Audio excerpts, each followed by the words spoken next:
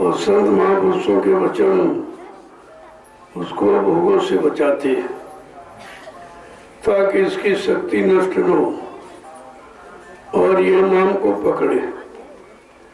नाम की धुन में अगर लग जाए तो इसका भी काम हो जाए। इसलिए जब लगातार वचनों को सुनते रहोगे तो धीरे धीरे धीरे धीरे धीरे एक न एक दिन ये घूम के खड़ा हो जाएगा और तुम्हारे काम में सहयोग करेगा। महापुरुषों ने इसीलिए कहा कि और तुम कुछ मत करो, पढ़ो तुम इसी के पीछे और सभी जतन तजना। तुम्हें कोई यत्न पहले वाले शरीर इंद्रियों कहे कि कोई भी आपको नहीं करना कुछ, न पूजा न पाठ न तीर्थ न व्रत न हवन जब तक योग गंगा स्नान ये कुछ है।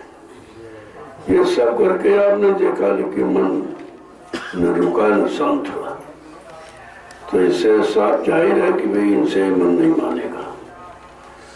जब संत महापुरुष आए तो उन्होंने मन को कंट्रोल नियंत्रण में करने के लिए जो उपाय बताए कि इसको सत्संग वचनों सुनाओ और धीरे से परमार्थी सेवा में लगाओ और नाम की कमाई से इसको जोड़ दो, तब यह धीरे धीरे कंट्रोल नियंत्रण में आ जाएगा। ऐसे तो कुछ नहीं, हम मुंह से चिल्लाते रहो तो उससे क्या होने वाला। वो तो धीरे धीरे इन लोगों ने चिल्लाने की आदत बना ली। ये भाषण, ये स्पीच, ये प्रवचन, ये चर्चा, वो चर्चा, लेकिन ये चर्चा भर्चा से नहीं मानेगा, ये तो नाम कमाई से माने और वो भी नाम कमाई मन से। तुम जो भी कहते हो सब जबान से कहते हो, तो जबान तो कहने के लिए है और मन को जब तक संत महापुरुषों के वचन जब उनमें लगाओगे और सीधा उनसे सुनोगे तब उसका प्रभाव पड़ता है, इधर उधर से नहीं। अगर किताब पढ़कर काम बन गया हो तो सभी तो पढ़ रहे हैं, उससे तुम्हारे मन नहीं माना तुम दूसरों को क्या मानोगे, तुम्हारा मन नहीं मुड़ा तुम दूसरों क्या मोड़ोगे, तुम्हारा मन विषय भोगों को नहीं छोड़ पाया तुम दूसरों क्या छोड़ाओगे। तो ये इससे कुछ काम बाहर से कुछ काम होना ही, क्यों मन अंदर में बैठा और तुम चर्चा बाहर में करते हो, तो इसीलिए वो सुनता नहीं, क्योंकि उसमें उसको रसी नहीं मिलता। तो कहा कि बड़ा बहरी है मन घट में, वो बहुत बड़ा बहरी, इससे बड़ा दुश्मन कोई है ही नहीं। और ये हम कभी स्वीकार नहीं करते कि भाई हमारा मन खराब, हम दूसरे को खराब कहते रहते, ये खराब है, ये नहीं ठीक है, मतलब ये बुरा है, यही कहते कहते सारा समय निकल गया और हम ठीक नहीं हो पाए, क्योंकि हमने अपनी खराबी, अपनी बुराई, अपनी मन की आदत कभी देखी नहीं और न उस पर कभी गौर किया। तो इसे कहा अरे भाई तुम अपने आप को देखो, दूसरे को देखने से तुम्हें क्या मिलेगा, और दूसरा अगर सुधर गया तो उससे भी कोई आपको लाभ थोड़ी मिलेगा। अब आप अगर सुधर गए हो और तो लोगों को सुधारो तो उसमें आपका ये है कि तुम्हारी सुधरने की आदत का रिवीजन हो जाएगा और दूसरे को लाभ मिल जाएगा। बगैर कि आप कहोगे तो कोई लाभ नहीं मिलेगा। तुम्हारे अंदर कोई अवगुण है, कोई बुरी आदत है, कोई गंदे कर्म है, तुम दूसरे को कितना समझाओ, कोई असर नहीं पड़ेगा उसका। एक बार एक सेठ आया गांधी जी के पास, महात्मा समझ कर, महात्मा तो नहीं थे लेकिन महात्मा नाम था उनका, और तो वो समझ के आया क्योंकि उसका बेटा एक ही बच्चा था तो वो गुड़ बहुत खाता था। अब डॉक्टर वैद्य के पास गए तो कहे भाई कोई मर जाओ, कोई नहीं तो तुम ठीक करें, इसमें क्या, इसकी तो आदत ही है, आदत की दवा मेरे पास नहीं है।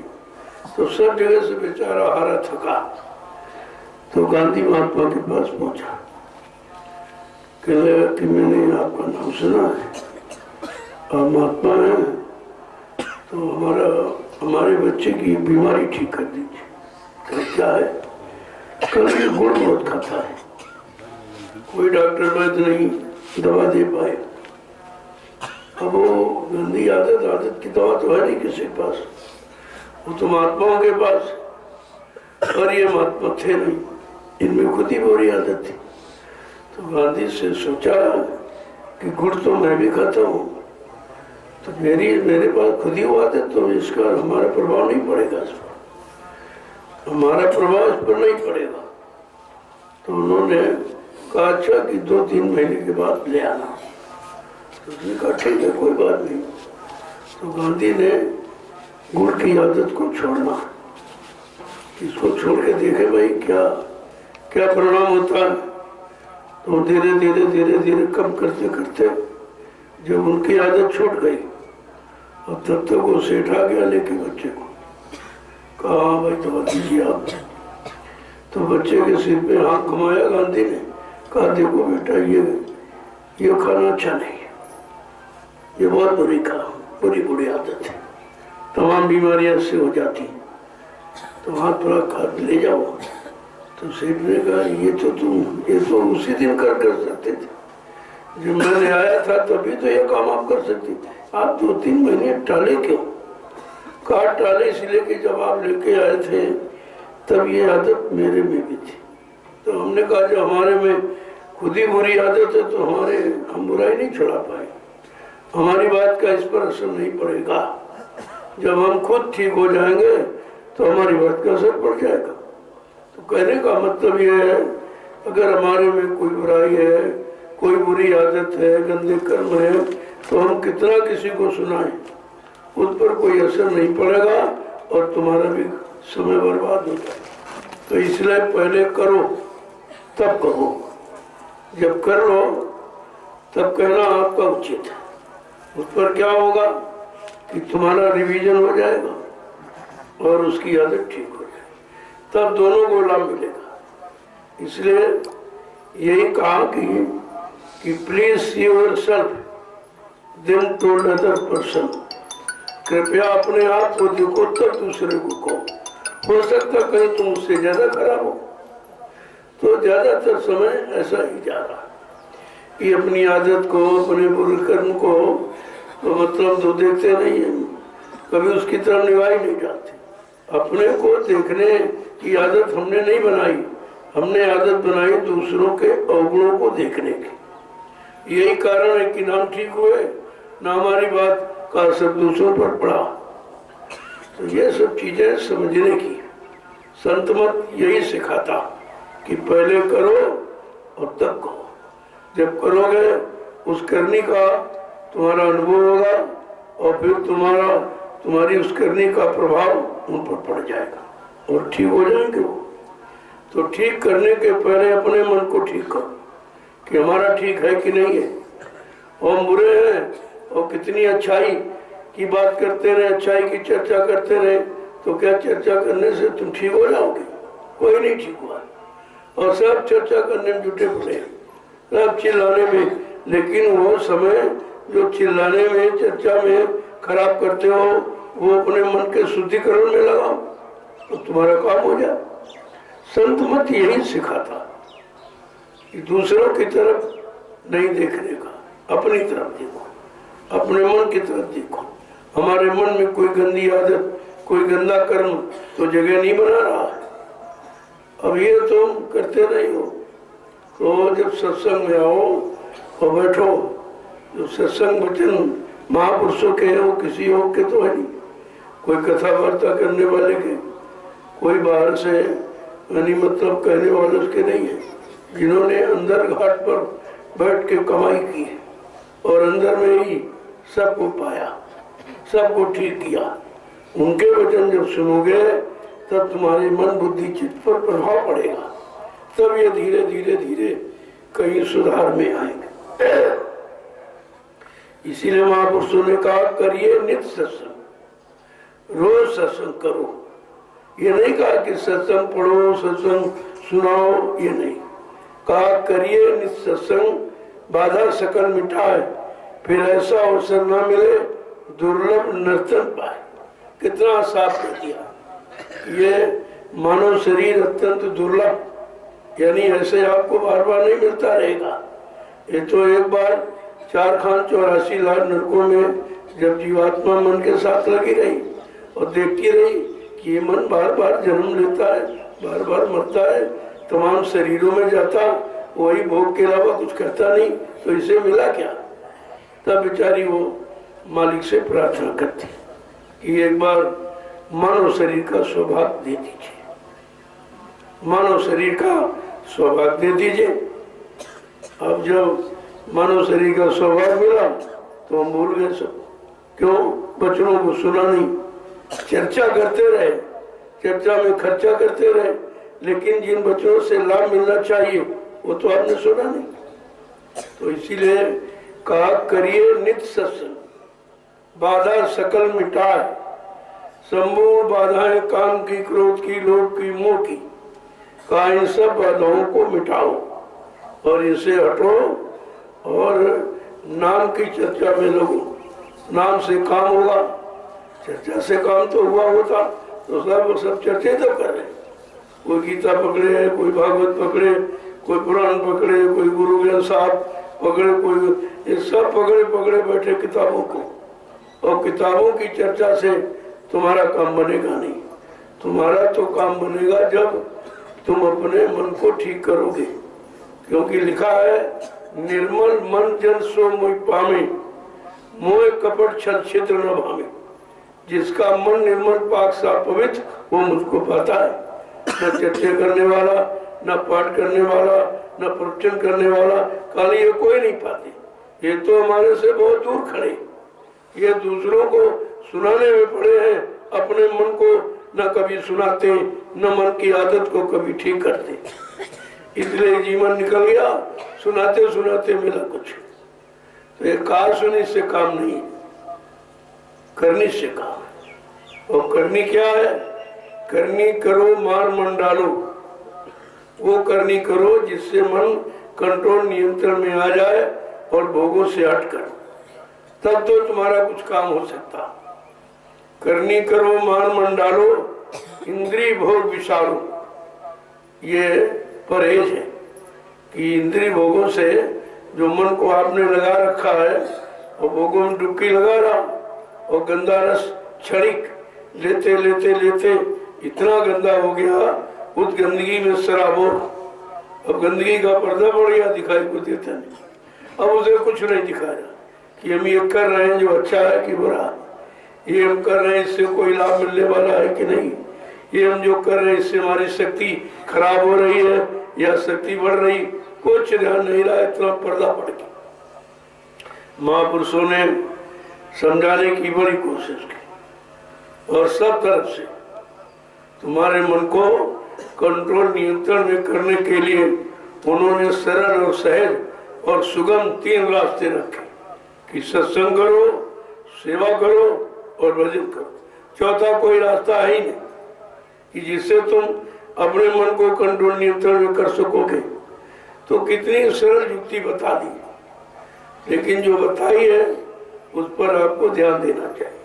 खास सत्संग करो, सुनो सुनाओ पढ़ो पढ़ाओ नहीं, जो कहा जाए संकेत इशारा महापुरुषों के वचनों के द्वारा दिया जाए तो उससे तुम अपना काम शुरू करो।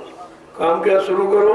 मन को धीरे धीरे धीरे उधर से हटाने की कोशिश करो। जब सत्संग में आओगे तो धीरे धीरे मन भोगों से अपने आप हटने लगे, क्योंकि सत्संग ऐसा स्थल है जहाँ पर ये काम होता ही नहीं। कुछ भोगों से निवृत्ति कराई जाती और नाम योग की साधना में लगाया जाता।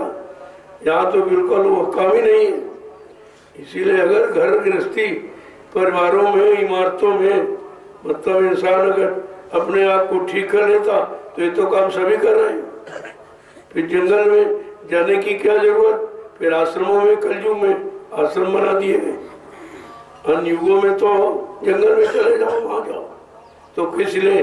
कि भोगों से अलग करने के लिए। बस इतना केवल कि भोगों से अलग हो जाएगा, परिवार से अलग हो जाएगा, चिंतन इधर का खत्म हो जाएगा, बुरे काम से, बुरे भावना से दूर हो जाए, इसलिए जंगल में भेजा। लेकिन आज कलयुग में वो नियम बदल गया। अब आपको आश्रम में आना, आश्रम जहाँ अपना श्रम, अपने श्रम से काम हो रहा, जहाँ सब तुम अपना श्रम करते हो, अपनी दौलत और अपना मन, अपना तन और सब यहाँ पर लगाए हुए, किसी दूसरे के सहारे आप नहीं हो। अपना श्रम करके ये आश्रम में आप जो काम कर रहे हो, इसमें किसी का कोई कर्म कर्जा नहीं, और बल्कि तुम्हारा इष्टा और इकट्ठा हो जाएगा। जब तुम परमात्मा में तन मन धन लगा दोगे तो तुम्हारा तो काम हो ही रहा। तुम अपने अनुसार, मतलब अपनी कमाई में खा रहे हो, चल रहे हो, तो किसी का कर्जा नहीं। लेकिन इससे जो व्यवस्था बन जाएगी, उससे लाखों लोग लाभ उठाएंगे। ये आपका परमात्मा है। देखो, दोनों तरफ काम है आश्रम से, और ये काम घर गृहस्थी नहीं कर सकते, इमारतों में नहीं कर सकते, मंदिर मस्जिद गिरजाघर गुरुद्वारों में भी करने, वहाँ भी ये काम नहीं कर सकते जो काम आश्रम में। इसीलिए कलयुग में संत महापुरुषों ने आश्रम रखा कि जहाँ अपना श्रम करके आप खाओगे, अपनी कमाई का पैरोगे, और अपनी कमाई से जो व्यवस्था बनाओगे, उससे आगे आने वाले भविष्य में लाखों लोग लाभ उठाएंगे। ये आपका परमार्थ है। परमार्थ ऐसे बनता। तो धीरे धीरे धीरे धीरे जब रहनी गहनी ठीक हो जाएगी तो मन भी ठीक हो जाएगा, क्योंकि रहनी गहनी का असर ही तो मन में पड़ता, मन में पड़ता। अब वो परिवार की रहनी गहनी अलग, आश्रम की रहनी गहनी अलग, समाज की रहनी गहनी अलग, सत्संग की रहनी गहनी अलग। ये सब इस पर विचार करो, देखो, तो आपकी समझ में सब आ जाएगा कि हम कहाँ थे, कहाँ आ गए, क्या कर रहे थे, अब क्या कर रहे हैं, कहाँ फंसे थे, अब कहाँ लगे हैं। देखो, फंसना और लगने में फर्क है। यहाँ फंसे नहीं, लगे हो, और वहाँ फंसे थे। तो दोनों चीजें जब बैठ करके समझोगे और दोनों में तुलना करोगे, तो धीरे धीरे आपकी समझ में आ जाएगा कि हम अब बहुत ठीक है। और जब से नाम का रास्ता मिल गया, तब से हर प्रेमी को सोचना चाहिए जो हम पहले थे वो अब नहीं, यानी हम बदले कुछ। जब हम बदले हैं तो हम दूसरे को बदला देख सकते, समझ सकते। अगर तुम ही नहीं बदले तो किसी बदलाव देख ही नहीं सकते। इसीलिए कहा, जब तुम बदलोगे तो परिवार बदलेगा, परिवार बदलेगा, समाज बदलेगा, समाज बदलेगा तो देश बदलेगा, देश बदलेगा तो विश्व बदलेगा। ये उसका क्रम है। तो जब उत्तर प्रदेश बदलेगा तो हिंदुस्तान बदल जाएगा, और हिंदुस्तान बदलेगा तो सारा विश्व बदल जाएगा। जो भी क्रांति उठी वो उत्तर प्रदेश से उठी। ये तो इतिहास बता रहा कि जिस क्रांति का सूत्रपात हुआ है वो उत्तर प्रदेश से हुआ, और इसके बाद धीरे धीरे वो सब जगह फैला। इसलिए जितने शक्तियां आई सुधार के लिए, परिवर्तन के लिए, वो ज्यादातर उत्तर प्रदेश में ही जन्मी। उन्होंने जन्म उत्तर प्रदेश में लिया। अन्य प्रांतों में तो कोई एक हाथ प्रमाण के लिए, बाकी ज्यादातर सब उत्तर प्रदेश, क्योंकि ये उत्तराखंड ऋषि मुनियों की भूमि, ये पूरा उत्तराखंड था। अब तो इन लोगों ने टुकड़े उकड़े कर डाले, खराब कर दिया सब व्यवस्था, मतलब यानी हमारा पूरा उत्तर प्रदेश उत्तराखंड है। और ऋषि मुनियों की तपोभूमि, यहाँ ऋषि मुनि महात्माओं ने तपस्या किया है, और तपस्या करके इस भूमि को पावन पवित्र बनाया, और हमें आपको उसका लाभ ले लेना चाहिए। अब जहाँ बैठे हो, इसका तो इतिहास इतना विलक्षण है कि 88,000 ऋषि मुनियों ने तपस्या। 88,000 कितनी बड़ी संख्या, इतनी संख्या तो नहीं मुश्किल नहीं। इतनी बड़ी संख्या ऋषि मुनियों की इसी भूमि पर, और हजारों वर्ष तपस्या, एक वर्ष नहीं हजारों वर्ष तपस्या किया, और इस भूमि को गौरववान बनाया। तभी तो इस भूमि के बारे में गोस्वामी महाराज ने जो रामचरितमानस में जिक्र किया है, जो व्याख्या की है, वो कितनी अद्भुत थी कि तीर्थवर नैमिष विख्याता, तीर्थों का राजा महातीर्थ ये नैमिषारण्य है। ये पावन पुनीत है, अति पुनीत, यानी मतलब अति माने सीमा टूट गई, इसकी कोई सीमा नहीं बता सकता कि कितनी पवित्र का अति पुनीत, इतनी पावन पुनीत है जिसकी कोई सीमा, कोई कहीं से उपमा नहीं दी जा सकती। अति पुनीत साधक सुखदाता, साधकों को सुख शांति देने वाले। अब साधक की बातें कोई नहीं जानता, साधक की कोई महिमा, कोई परिभाषा नहीं जानता। साधक जिसने तन मन वचन सबको साध लिया, जो शाकाहारी सदाचारी ब्रह्मचारी, उसको साधक कहते हैं। जिसने ये साधा और जितने भोगों को साधा माने पकड़ा, तो बेचारे बर्बाद हो गए, उनको कुछ नहीं मिला। वो सब मार खा रहे, अब भी मतलब जमराजा की मार वहां खा रहे, नरकों में पड़े, कुछ नहीं हुआ। तो कहा इस भूमि का लाभ किसको मिलेगा, ये भी बता दिया, कोई भूल भ्रम में न रहे और लाभ ले ले। तो क्या लिखा, आज साधक सुखदाता, साधकों को सुख देने वाली। साधक माने जिसने तन मन वचन इंद्रियों को साध लिया, कंट्रोल नियंत्रण कर लिया, शाकाहारी सदाचारी ब्रह्मचारी हो गया हो, कहा उनको सुख शांति मिलेगी। इसीलिए साधक तो कोई यार ऐसा पंडा पुजारी है। पंडा पुजारी का मतलब समझते हो, स्वार्थी, केवल शरीर इंद्रियों के भोगों तक सीमित, भोगों के सामान की इच्छा रखने वाले, उनको कहते हैं पुजारी। तो ये तो मतलब बेचारे सब फंस गए, क्योंकि इन्होंने रामचरितमानस के उत्तरकांड को नहीं पढ़ा। अगर पढ़ लेते, वो संत रचना है, वो संत अनुभव है, वो कोई कथावाचक, कोई विद्वान, कोई बाहरी काले अक्षर पढ़ने वाला, रटने वाला, ये उनके द्वारा नहीं लिखा गया। इन्होंने आत्मिक जब साधना की, आत्मिक साधना नाम की कमाई, जब दोनों आंखों के मध्य भाग में जहाँ आत्मा बैठी है, यही इसी स्थान पर बैठकर जब उन्होंने नाम का कमाई की और आत्मा को जगा दिया, यानी उसका दिव्य आंख कान नाक खोल दिया। जब खुल गई तो वो बाहर की तरफ देखने लगी, तो ऊपर की तरफ देखने लगी। ये आंखें इधर देख रही और आंख उधर देख रही, देखो दोनों आंखों का देखना अलग है। ये जो शरीर में दो आंखें हैं, ये इधर देख रही, अपने को भी नहीं देख पा रही। शरीर में आंख पे लगी है तो आंख अपने को नहीं देख पा रही। अगर आंख पे काजल लगा दो तो अपने अंदर लगा काजल भी आंख नहीं देख पा रही। दुनिया को देख रही लेकिन अपने में लगे काजल को नहीं देख पा रही। ये कैसी विचित्र रचना शरीर की बनाएगी।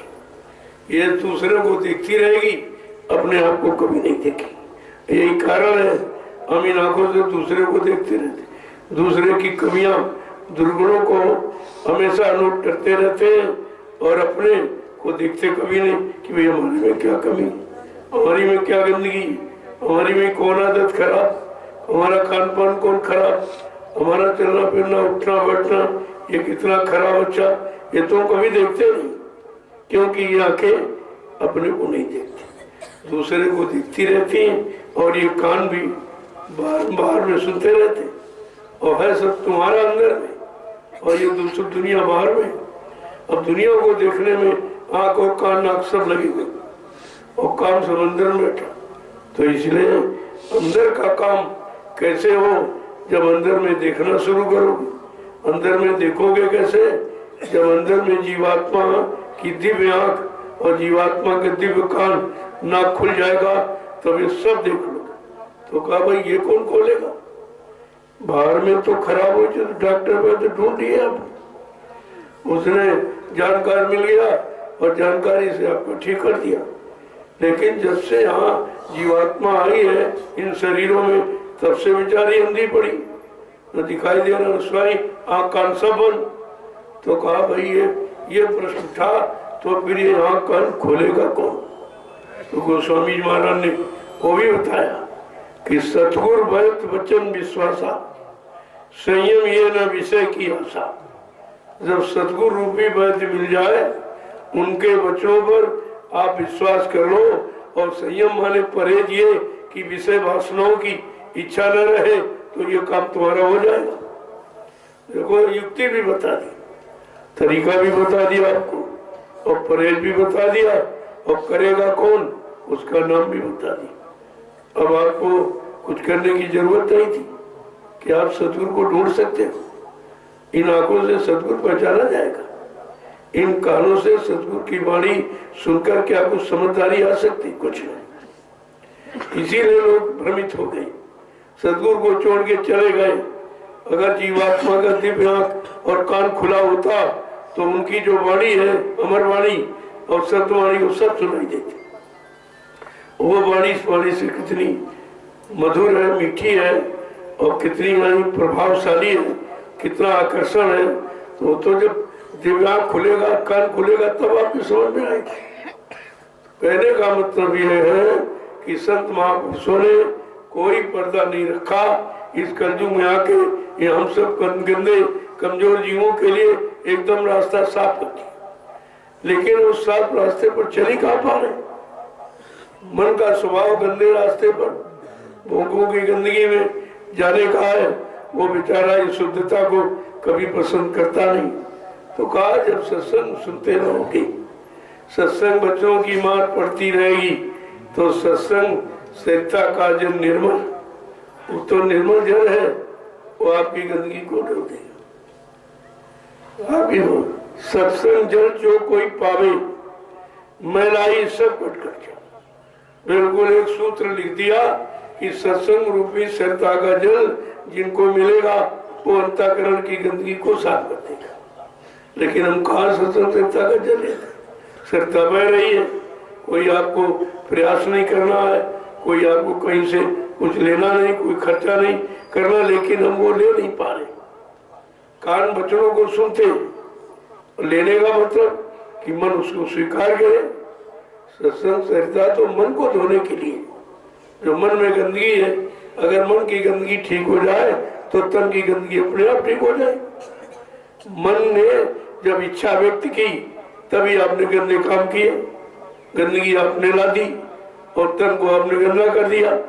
अगर तो शरीर तो धोते रहते हो, लेकिन शरीर किसके कारण गंदा हुआ उस पर तो विचार ही नहीं करते आप। वो तो गंदे कर्मों से गंदगी आई है, तो ये बाहर के पानी से नहीं धुलेगी। बाहर का कोई कर्म पर साबुन प्रयोग करो तो मन को आप साफ नहीं कर सकते, तो तन को धोते रहते हो। महापुरुष क्या कह रहे? अरे मन की मैली तन की गुजरी, तो फिर काम कैसे होगा? काम तो मन के द्वारा होगा। जब तक मन नहीं साफ होगा कि निर्मल मन जन सो मुझ पावे, और तब तक प्राप्ति नहीं होगी किसी की प्राप्ति नहीं होगी। तो मुदर्त की बात तो छोड़ दो, इधर की प्राप्ति नहीं होती। मन गंदा है तो सब लोग घृणा करते, कहते बड़ा पापी है, बड़ा कुकर्मी है, बड़ा ठगा है, इससे बहुत दूर रहना, इससे बच के रहना। तो बात तो समझने की है, जब तक समझोगे नहीं तो ये उलझन सुलझ नहीं सकती, क्योंकि उलझन बहुत पुरानी है, आज की नहीं है, 3-3 युगों की उलझन है। तो इस उलझन को हम कैसे सुलझाएं, और सुलझने की बजाय हम और उलझ जाते और बढ़ जाते। जब तक सत्संग सुनकर अपने जीवन में उसको उतारोगी नहीं और अपने जीवन का आधार एक एक वचन को नहीं बनाओगे, तब तक कुछ होने वाला। ऐसे तो समय आपका बेकार हो, जब तक लागू नहीं करोगे तब तक कुछ। यहाँ भी वही आदत होशियारी चालाकी वाली लेके आ जाता, तो ये वही लोभ लालच यहाँ भी लेके आप आ गए, तो फिर ये काम फिर बनेगा काम। सब जगह तो ये है ही, और वो सब देख के यहाँ आए हो और यहाँ भी वही करोगे तो फिर मिलेगा काम। और कोई जगह है नहीं, और कोई जगह नहीं है जो और कोई शिक्षा तालीम ऐसी नहीं है हिंदी उर्दू अंग्रेजी जो पढ़ करके आप मन को सुधार लें। मन सुधरेगा संत वचन संत वाणी से। इसीलिए संतों ने कलयुग में कितनी बड़ी दया की कि वचनों को ही शुरुआत किया और वचन से सुना सुना के आपको हर तरफ से बचाने का प्रयास किया। लेकिन हम बच कहाँ पाते, क्योंकि हमारी सोच अभी पुरानी ही है। हमारी भागदौड़ अभी भोगों की तरफ, कभी नाम योग की तरफ भागदौड़ अभी आपने बनाई नहीं। जिस दिन बन जाएगी ये सब अपने आप छूट जाए। तुमको ये रहोगे उसी में, लेकिन तुम्हारे में वो नहीं होगा। जैसे संसार में रहो लेकिन संसार तुम्हारे में ना हो। नदी नाव जैसे बगैर जल के चल नहीं सकती, जल के ऊपर रहेगी तो चलती रहेगी। अगर जल में नीचे चली गई, जल ऊपर आ गया तो डूब जाएगी। ठीक इसी तरह से संसार में हम अगर ऊपर ऊपर चलते रहेंगे कि मतलब उधर से काम भी बना लेंगे, जो प्रयोग की चीज धीरे से ले ली और अपने काम में लगे रहेंगे तो संसार का सांसारिकता का आप पर प्रभाव नहीं पड़ेगा। ये करना। जय गुरुदेव, जय गुरुदेव, जय गुरुदेव, जय गुरुदेव। नाम किसका? जय गुरुदेव। नाम किसका? जय गुरुदेव। नाम किसका? प्रभु का प्यारा नाम। समृद्धता दयालु पूज्य स्वामी जी महाराज आज के इस प्रातःकालीन नैमिषारण्य की तपोभूमि पर लघु सत्संग में सम्मिलित होने वाले समस्त गुरु प्रेमी जनों, बड़ा सौभाग्य जब जीव का होता है तब ये संतों की शरण, उनके वचन वाणी सुनने का अवसर मिलता है जो हमें आपको निर्मल पाक सा पवित्र बनाते हैं। इसीलिए महापुरुषों ने कहा कि पुण्य पुंज बिन मिले न संता और संत बिना सूझे नहीं बनता। बिना पुण्य कर्मों के संत महात्मा नहीं मिलते। अब ये पता चला कि पुण्य कर्मों को क्यों लगाया गया था कि जब पुण्य कर्म करोगे, अच्छे नेक भले काम करोगे शरीर इंद्रियों से तो उसका भी लाभ है, लेकिन लाभ आपने नहीं जाना और फंस गए उसमें। क्या लाभ है कि आपका तन शुद्ध होगा, मन शुद्ध होगा, इंद्रियां शुद्ध होगी, खान पान शुद्ध होगा, संग सोबत शुद्ध होगी और कर्म शुद्ध होंगे। तब तुम संत महापुरुषों को पहचानने लगोगे। ये उनके पहचान के लिए आपको ये सब कराया गया। तो आपने किया तो, लेकिन उनकी पहचान के लिए थोड़ी किया। तो यही जड़ता में बसने के लिए भाई कोई प्रमाण आपको दिया जा रहा, तो प्रमाण से हमको सच्चाई समझनी, उसी प्रमाण में थोड़ी पहचाना। भाई अगर जैसे पत्थर की मूर्ति बना के आपके सामने रखेगा, कहा ये प्रमाण है सच्ची चेतन मूर्ति पाने के लिए, तो इससे समझ लो। जब ये जड़ इतना अच्छा लग रहा तो चेतन कितना अच्छा होगा। जब जड़ में लगाव हो गया तो चेतन में लगाओ होने से क्या लाभ मिलेगा, क्योंकि यहाँ फंसते हो वहां निकलने की बात है। इसी बात तो कभी तक नहीं कोई समझ पाया।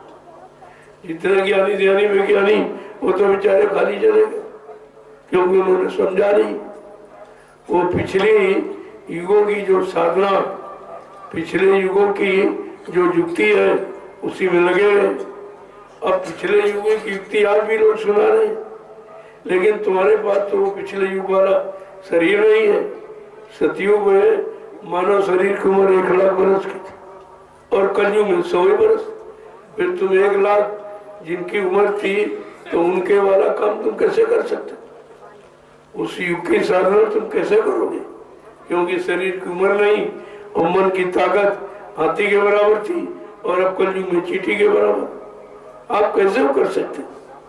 लेकिन जब ये चीज समझोगे कि सतयुग में लोग कैसे थे, शरीर की उम्र क्या थी, मन की ताकत कैसी, इंद्रियों में संयम त्याग वैराग कैसा, उनका खान पान कैसा, उनके कर्म कैसे, जब उनकी पढ़ोगे तब आपके समझ में खुद आ जाएगा कि भाई हम इस लायक नहीं, हमारे पास वो शरीर है कि समय नहीं, मन की वो ताकत, इंद्रियों में त्याग वैराग कुछ नहीं है, मोगी मिला से तो ये काम नहीं हो पाएगा। और त्रेता में का इतिहास पढ़ो तो त्रेता में 10,000 वर्ष की हो, मन की ताकत घोड़े की बराबर, इंद्रियों में संयम त्याग वैराग, लेकिन कुछ कम होने लगा सतयुग से, कुछ कम, क्योंकि सतयुग योगी सब आगे बनी, लेकिन अब योगी तो नहीं रहे, धीरे धीरे भोगों की तरफ बढ़ने लगे।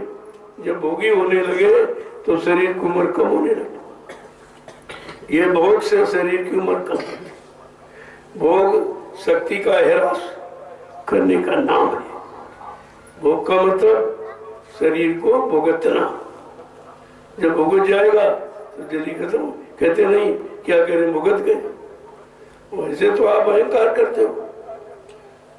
जवानी में कहते हम भोग भोगने आए हैं, और 60 साल के बाद क्या कहता, भोगों ने हमको ही भुगत दिया, हमें समझ नहीं पाए कि हम भोग नहीं भोग रहे, भोग हमको भुगत रहा है, हमें यानी गिरा रहा है, हमें कमजोर कर रहा, हमारी उम्र को कम कर रहा, मन की ताकत को खराब कर रहा। ये हमने समझा ही कहा, क्योंकि ये समझ बिन सत्संग विवेक न हुई। बिना सत्संग के समझ विवेक माने समझ होती, निरपरक पहचान करने के अर्थ को विवेक कहते हैं। कहा कि बिन सत्संग विवेक न हुई। जब बिना सत्संग के विवेक होता नहीं है तो उन युगों में तो सत्संग आए नहीं थे, सत्संग था नहीं, तो वो विवेक कैसे आता जो भोगों से हटने का, भोगों को छोड़ने का, वो विवेक कैसे आता है? तो कहते हैं त्रेता में 10,000 वर्ष की उम्र रहेगी, वो भी आप काम नहीं कर सकते, क्योंकि तुम्हारी उम्र 100 वर्ष। अपनी उम्र को देखो, अपनी मन की ताकत को देखो, और पिछले युगों को देखिए, आप पढ़िए तो पता चल जाएगा भाई इन युगों की हम साधना नहीं कर सकते, हमारे पास शरीर के लिए समय नहीं, उम्र नहीं। और इसके बाद द्वापर आया, द्वापर में 1000 वर्ष की उम्र इसी शरीर की, और मन की ताकत बकरी की बराबर घटने लगी। ताकत मन की घटते घटते घटते अब ये कलयुग आ गया, कलयुग में उम्र 100 वर्ष की और मन की ताकत चींटी के बराबर। तो आप कैसे करोगे? तो तुम्हें तो हर युग की जानकारी संतों ने सिरे रखी। तुम किसी युग में, किसी युग के नाम में, किसी युग की साधना पूजा में फंसकर अपना समय कहीं खराब न कर बैठो, और वो काम तुम्हारे से होगा नहीं, वो लाभ भी आपको नहीं मिलेगा। तो महापुरुषों ने तो बचने का बड़ा प्रयास किया, लेकिन तुम पुरानी आदत को छोड़ ही नहीं पाते, वही नामों को रखते हो जिनसे कुछ होने वाला नहीं। अरे नाम किसी का लेके बुलाते हो तो वो आता है और बोलता है, तो मान लेते हो कहाँ भाई ये व्यक्ति है, इसी का नाम, और तुम इतने दिन से सीताराम राधे श्याम और सब चिल्ला रहे, और रात दिन, और सीताराम जी किसी को नहीं मिले, राधे श्याम किसी को नहीं मिले, हनुमान जी किसी को नहीं मिले, शंकर भगवान किसी को मिले ही नहीं, कोई देवी देवता किसी को मिले नहीं। तो कारण क्या? हमने इसका पता लगाया, अरे भाई क्यों नहीं मिलते? जब हम रात दिन मिलने वाला काम कर रहे हैं, उनकी पूजा कर रहे हैं, उनका सम्मान कर रहे हैं, फिर क्यों नहीं मिलते? कहा तुमने मिलने वाले को से मिले नहीं, मिलाने वाले से आप नहीं मिले। जो इनको इनका जानकार है, जो इनसे मिल चुका, अगर वो मिल जाएगा तो तुम्हें मिला देगा। तो आपको तो मिलने वाले की तलाश करना चाहिए। तब कहीं मिलाने वाले कौन? गुरु कोई खोज करो भाई, बिन गुरु राह कोई नहीं पाई। ऐसे समर्थ सदगुरु की खोज करो जिसने सबको देखा और सबको जानता। जब वो मिल जाएंगे तो सबको जना देंगे और सबको दिखा देंगे, लेकिन वहां भी आपको फंसने नहीं देंगे। कहेंगे नहीं, ये तुम्हारे सच्चे मालिक नहीं है, ये सच्चा परमात्मा प्रभु नहीं है, वो तो ऊपर के लोक पे बैठा। वो धीरे धीरे आपको मिलाते रहेंगे, दिखाते रहेंगे और सब समझाते रहेंगे, लेकिन फंसने नहीं देंगे और तुम्हें सीधे तुम्हारे घर और तुम्हारे सच्चे मालिक प्रभु के पास पहुंचा देंगे। ये जानकारी हमें आपको लेनी चाहिए थी, नहीं लिया तो बिना मांगे आपको जानकारी दे। क्या आपने सदगुरु खोजा था? क्या तुम खोज सकते थे? क्या तुमको खोज करना मालूम था? तो कहा कि बिना बुलाए आ गए और बिना मांगे आपको अमूलक रास्ता जो यहाँ कभी नहीं रहा, वो रास्ते को उसी को नाम युक्ति कहते। नाम डोर शब्द डोर पकड़ा दी। जिस नाम डोर शब्द डोर को पकड़कर सारी सुरते रुए जीवात्माएं मृत्यु मंडल पर उतारी गई थी, लेकिन काल माया ने होशियारी करके आपकी नाम डोर शब्द डोर छीन ली। जब किसी का आधार छीन जाता है तो काम बंद हो जाता है। मान लो आप कहीं जा रहे सफर में मोटरसाइकिल से और मोटरसाइकिल किसी ने छीन ली तो आपकी मंजिल रुक जाएगी, मंजिल आपके रुक जाएगी, आपका रास्ता आपका चलना बंद हो गया। जब बंद हो गया तो आप पहुंचेंगे कभी नहीं। काल ने यही किया कि ये जाने न पावे तो इसका रास्ता ही खत्म कर दो। इसका मतलब आधार जो नाम डोर सब डोर पकड़ के उतरी थी वो नाम डोर छीन लो तो ये जा ही नहीं पाएगी। काल माया ने ये किया। अब बताइए इसने कितना तुम्हारा काम किया, कितना तुम्हारा सहयोग किया, कितना तुमको लाभ दिया।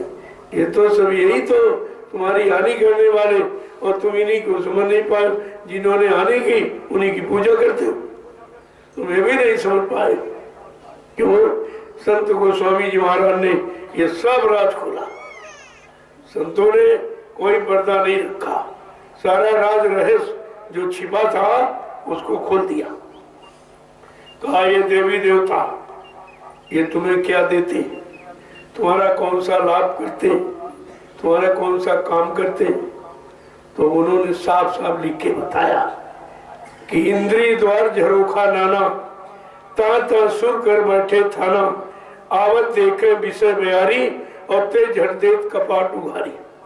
कहा ये काम तुम्हारे अंदर बैठे कर और तुम्हारे सहयोगी हैं कि तुम्हारे बाधक है।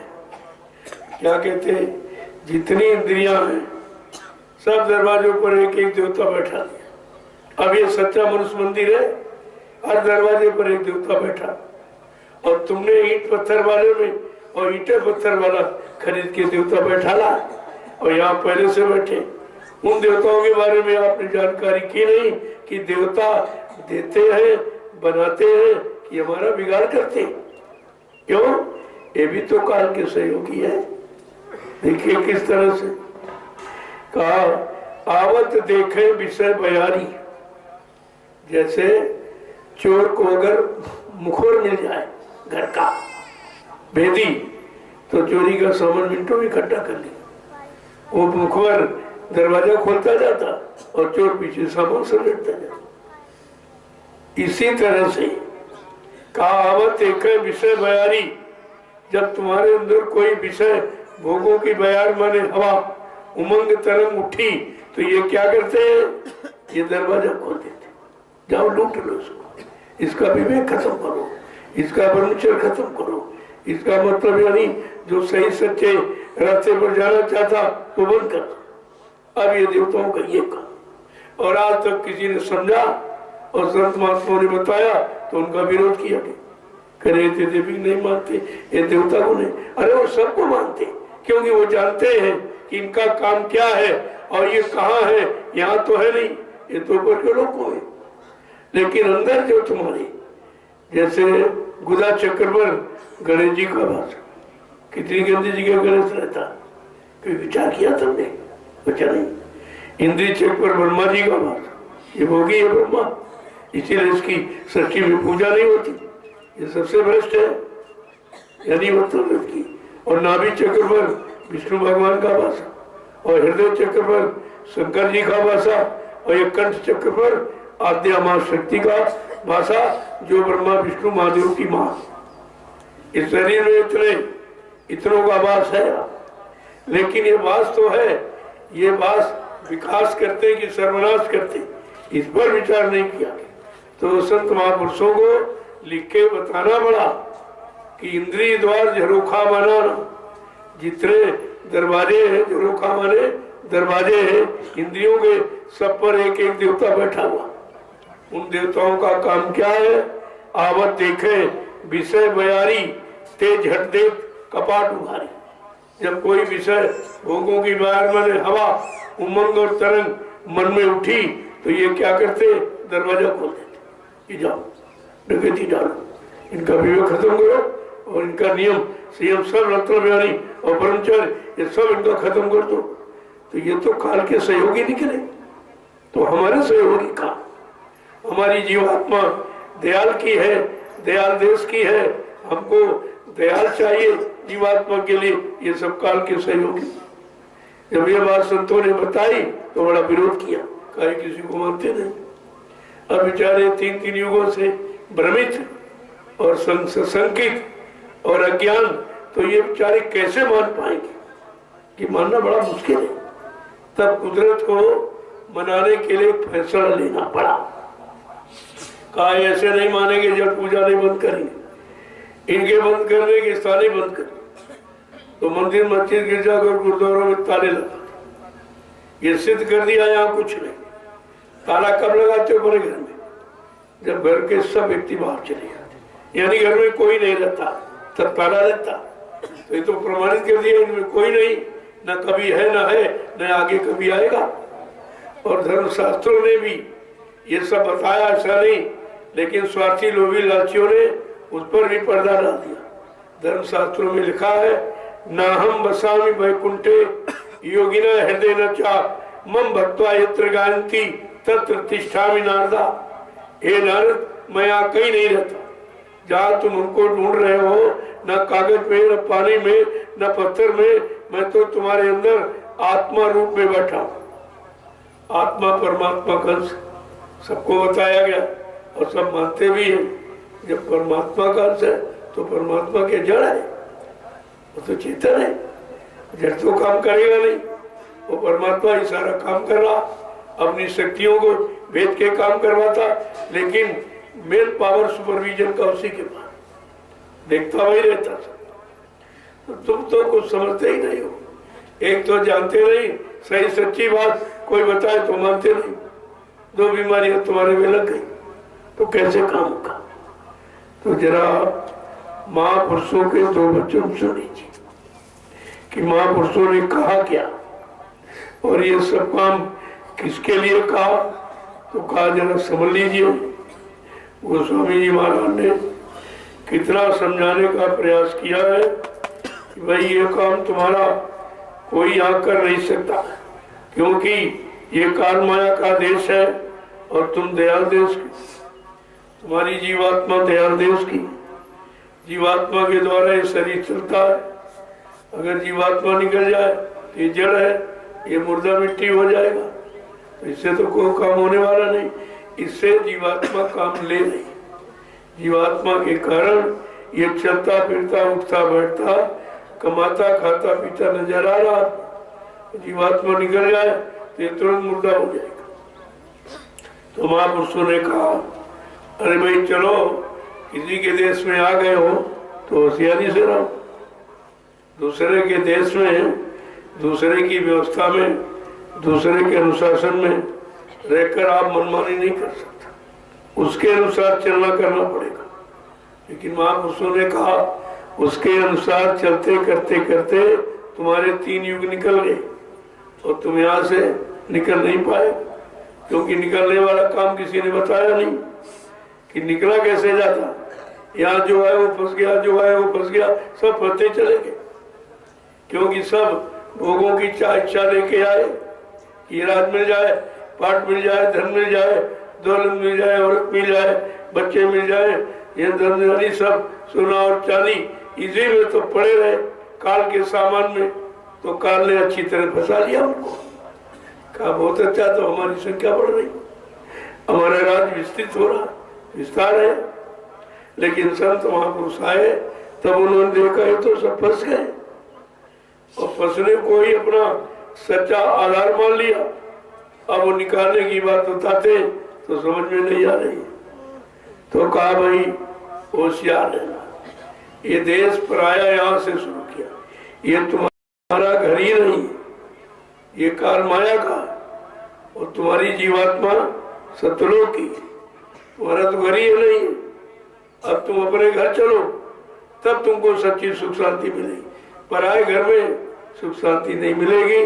पराधीन सपने सुख नहीं, लिख दिया कि स्वप्न में भी सुख नहीं, दूसरे के अधीन रहकर।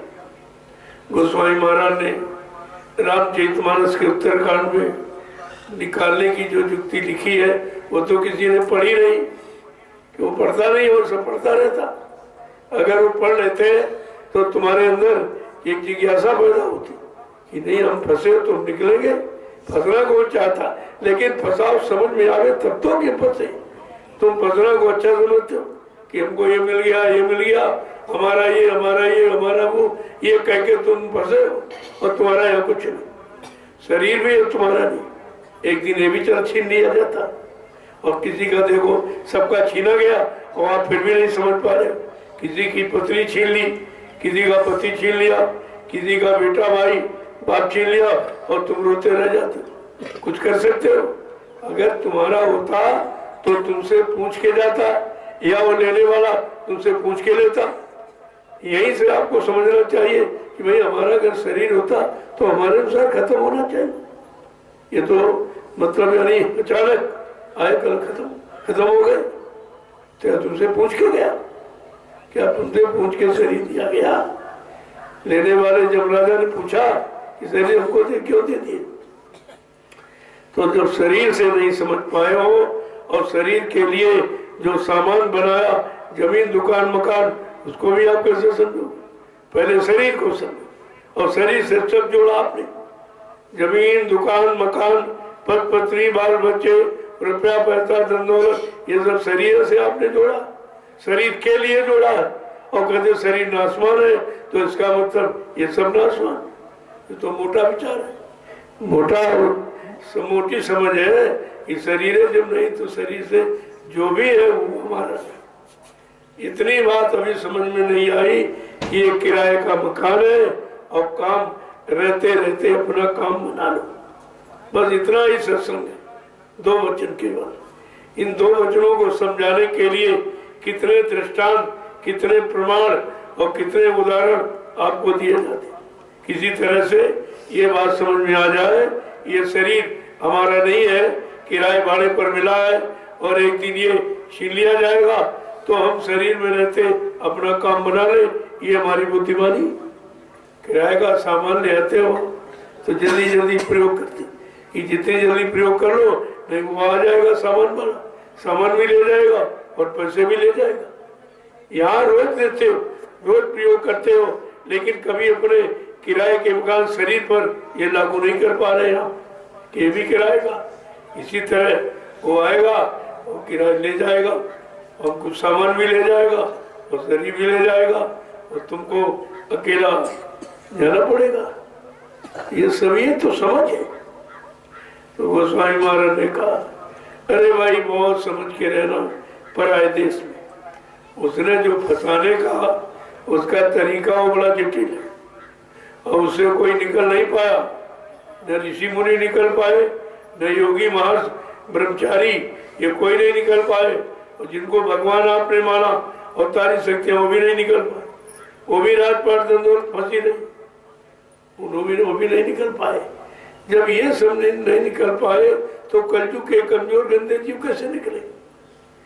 इन गंदों को साफ करने के लिए सतगुरु दाता दयालु आए, और साफ करने के लिए उन्होंने सत्संग और सेवा रखी कि सेवा करा के अगर शरीर से पाप किया तो शरीर सेवा में लगा के साफ कर दिया जाए।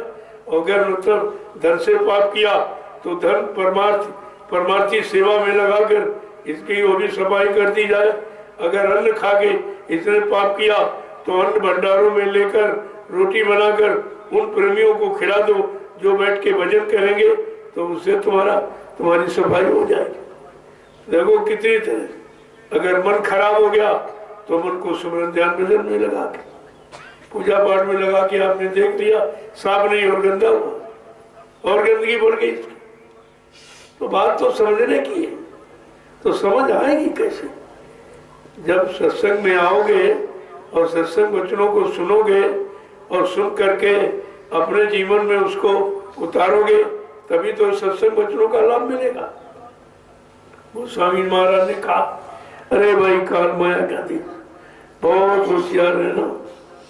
माया काल ने बड़ी चौकसी से पहरेदारी तुम्हारे आसपास लगा रखी और तुम उन पहरेदारों से जीत नहीं सकते। 5 पहरेदार लगाए, काम, क्रोध, लोभ, मोह, अहंकार, और पांचों इतने प्रबल हैं आप किसी का सामना नहीं कर सकते, सब तुमको परास्त करना है। इतना बड़ा पहरा, और माया को हुक्म दिया कि तुम ये पहरेदारी में होशियार रहना और अपनी सहेलियों को लगा दो कि इसके तन को मन को कि सतगुरु की शरण में जाने न दे, वचनों को सुनने न दे। जब सुनने का समय आए तो उसको नींद ले आना, सुला देना। तंद्रा निद्रा उंगाई जमुहाई का ये देना, ये अस्त्र चला देना, और इसमें जब पड़ जाएगा बच्चों को भूल जाएगा। देखो तुम्हारे साथ कितना षड्यंत्र हो रहा, तुम्हारे साथ कितना अन्याय हो रहा है, और अन्याय करने वालों को तुमने आज तक अपना हितैषी माना है, तभी तो आप उनसे अलग नहीं हो पा रहे। लेकिन महापुरुष क्या कहते हैं, ये रीतियां सिद्धियां तुम्हारे साथ क्या करेगी? रिद्धि सिद्धि वो प्रेरे भाई, बुद्धे लोग दिखाओ नाई। ये क्या करेगी? अब बुद्धि को ऐसी प्रेरणा गिराने की, डिगाने की, और उधर लगने न पावे पूरा प्रयास करेगी। रिद्धि सिद्धि बहु प्रेरे भाई, तमाम तरह की प्रेरणा, मतलब यानी समझौती देती रहती। और कहते हैं और क्या वो करेगी?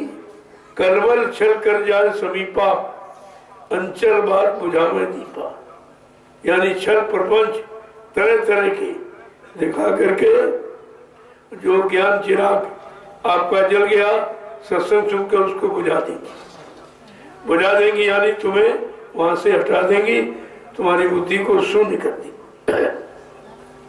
लेकिन कहते बचेगा का, फिर बचेगा कौन इनसे? बचने की युक्ति बताई, होए बुद्धि जो परम सयानी, तिन तन चितम नानिहित जानी।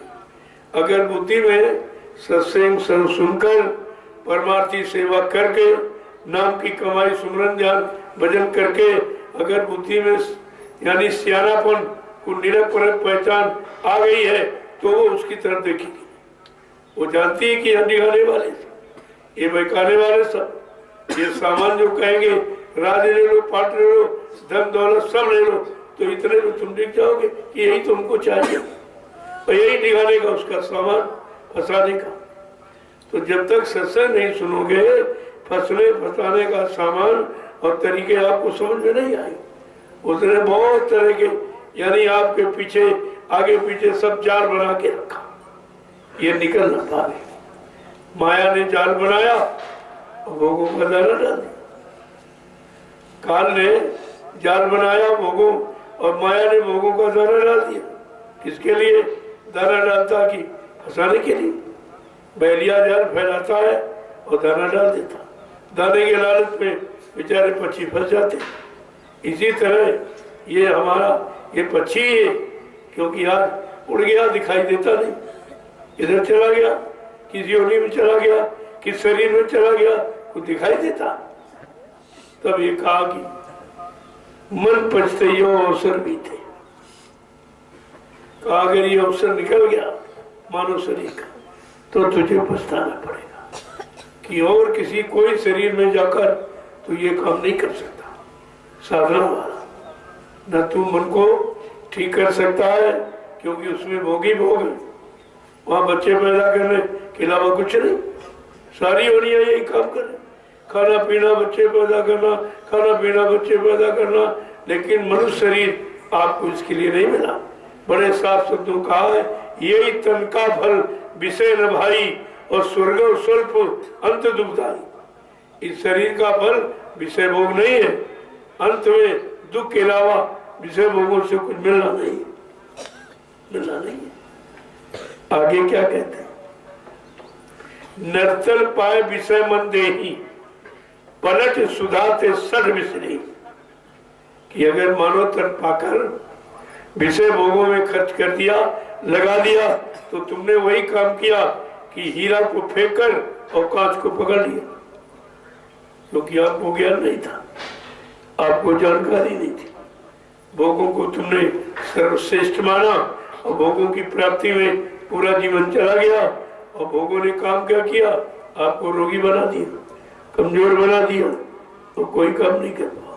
और भोगों ने सारी शक्ति खींच ली बचपन की और जमाने की, क्या दे दिया, बुढ़ापा। ये बुढ़ापा आपको मिला। जब दो आप बचपन और जवानी को आपने खोया तो बदले में क्या मिला, बुढ़ापा। और इसमें आप कोई काम नहीं कर सकते, सब काम खत्म हो गए, कितना बड़ा नुकसान हो गया। इसलिए महापुरुषों ने कहा कि मन और जीवात्मा दोनों को समझा रहे। अरे भाई तुम दोनों यहाँ मुसाफिर हो, कहते मन तेरा घर तो त्रिपुरी धाम है, ये मृतलोक है, ये काल माया का तुम्हारा नहीं है। जीवात्मा तुम्हारा घर सतलोक, तुम दोनों मुसाफिर हो। तो किस तरह से दोनों को समझा रहे हैं, और दोनों हमारे आप में है, तो हमारे आप के लिए समझौती है। क्या कह रहे हैं कि मुसाफिर तुम रे ना होशियार, मुसाफिर तुम रे ना होशियार, मुसाफिर तुम रे ना होशियार, मुसाफिर तुम रे ना होशियार। ऐ मन और जीवात्मा, मुसाफिर का सब संबोधित किया है। मुसाफिर नाम से संबोधित कर रहे हैं। ये काल माया के देश में रहने वालों, तो सब के सब मुसाफिर हो। मुसाफिर मतलब तुम्हारा यहाँ कुछ नहीं, कुछ दिन ठहरोगे चले जाओ। तो कहते हैं तुम रहना होशियार, किस लिए कि ठगों ने आन बिछाया जाल, ठगों ने आन बिछाया जाल, मुसाफिर तुम रे ना होशियार, मुसाफिर तुम रे ना होशियार, ठगों ने आन बिछाया जाल, ठगों ने आन बिछाया जाल। होशियारी से रहना, तुम्हें फंसाने के लिए ठगों ने जाल बनाया, उस जाल से तुम बच के रहना। ठग कौन है, कहते काम करो लोग मोह अहंकार। इन ठगों ने तुम दोनों को फंसाने के लिए जाल बनाया। इसलिए आगे समझा के क्या कह रहे हैं कि अकेले मत जाना इस राह, अकेले मत जाना इस राह, अकेले मत जाना इस राह, अकेले मत जाना इस राह, गुरु बिन नहीं होगा निर्वाह, गुरु बिन नहीं होगा निर्वाह, गुरु बिन नहीं होगा निर्वाह, गुरु बिन नहीं होगा निर्वाह। तुम अकेले मत जाना, क्योंकि तुम्हारा कोई साथी है नहीं जो काम करो लोगों अहंकार जैसे ठगों से छुटकारा दिलाए आप बचा ले। ऐसा तुम्हारा कोई साथी नहीं। तो कहा साथी कौन है, गुरु को साथ में ले लेना। अगर गुरु तुम्हारे साथ में है तो गुरु को देखते ही काम क्रोध लोभ मोह छोड़ भगे मैदान, ये भाग जाते तो डरते हैं और तो किसी से नहीं डरते। इसी न ब्रह्मा से डरते न विष्णु से, इनको खुद ही फांस के रखा। न राम कृष्ण डरते न देवी देवताओं से डरते। किससे डरते हैं? गुरु भी नहीं होगा निर्वाह।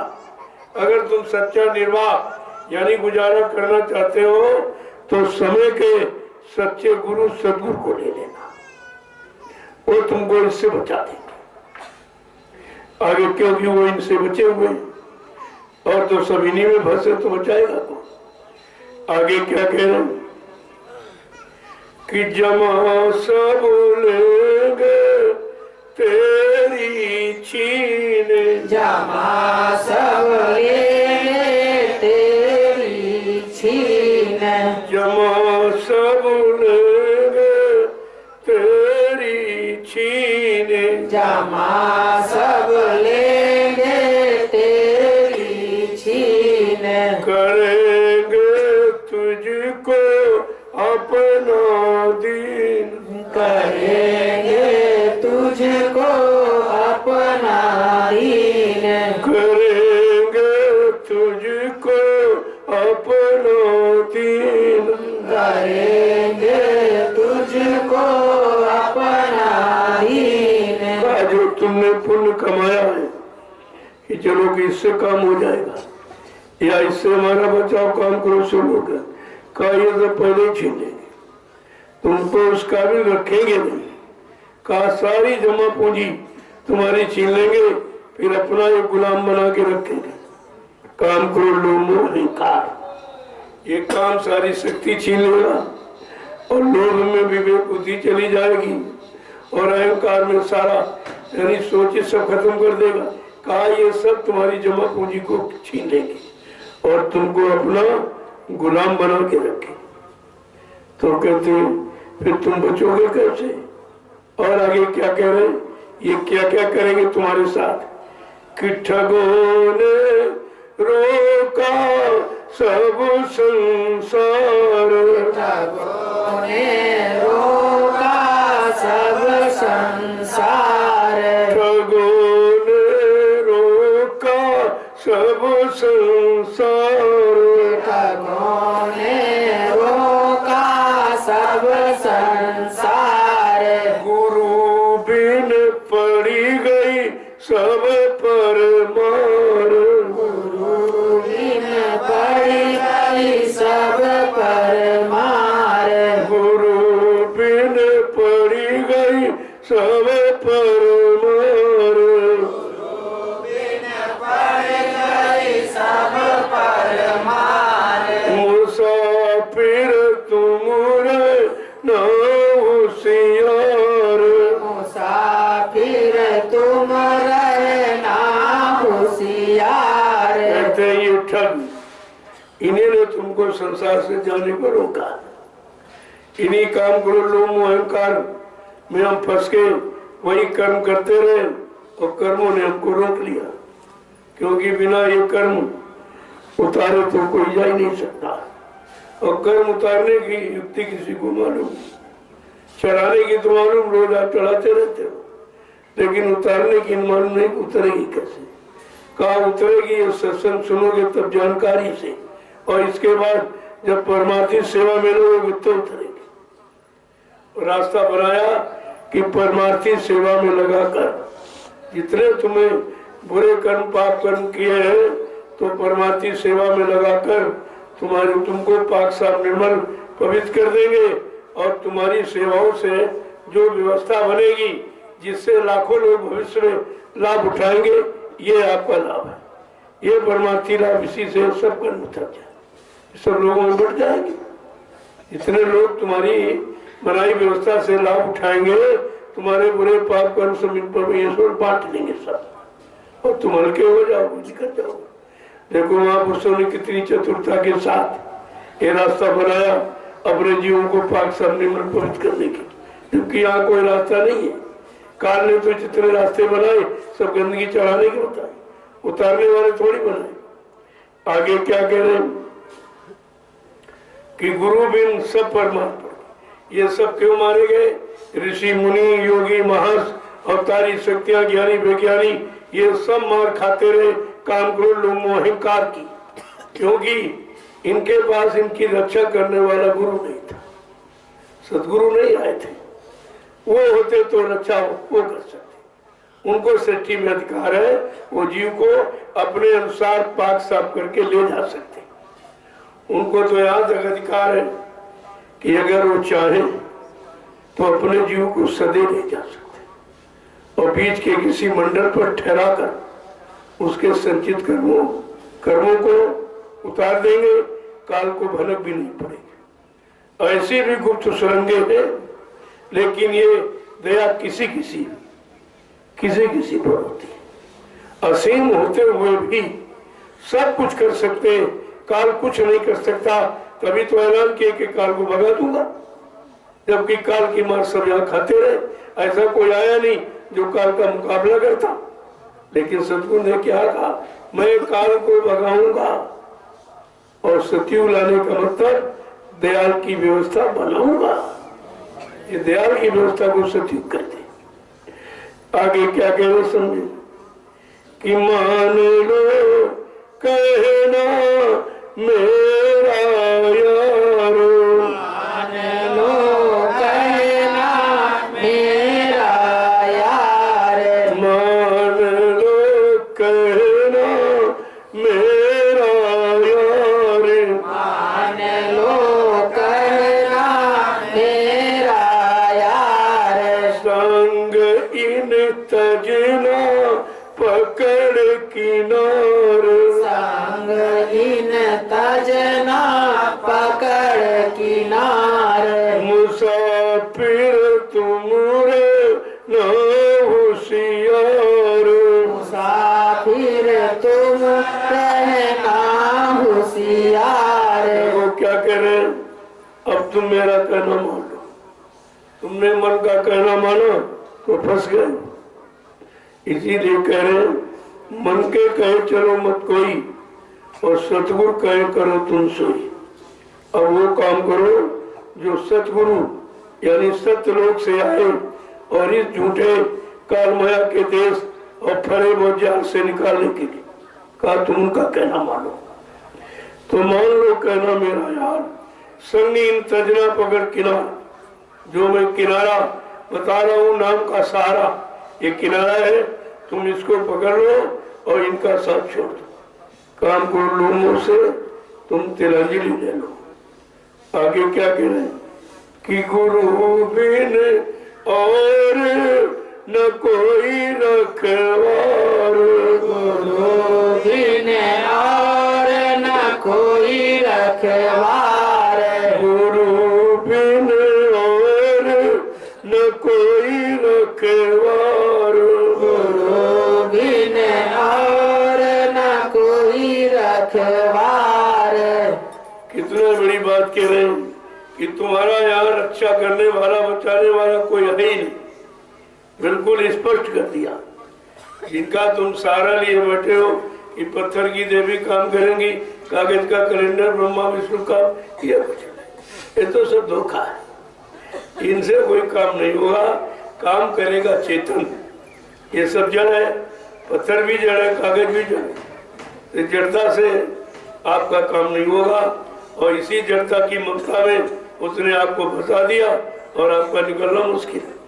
तो क्या कह रहे हैं, गुरु बिन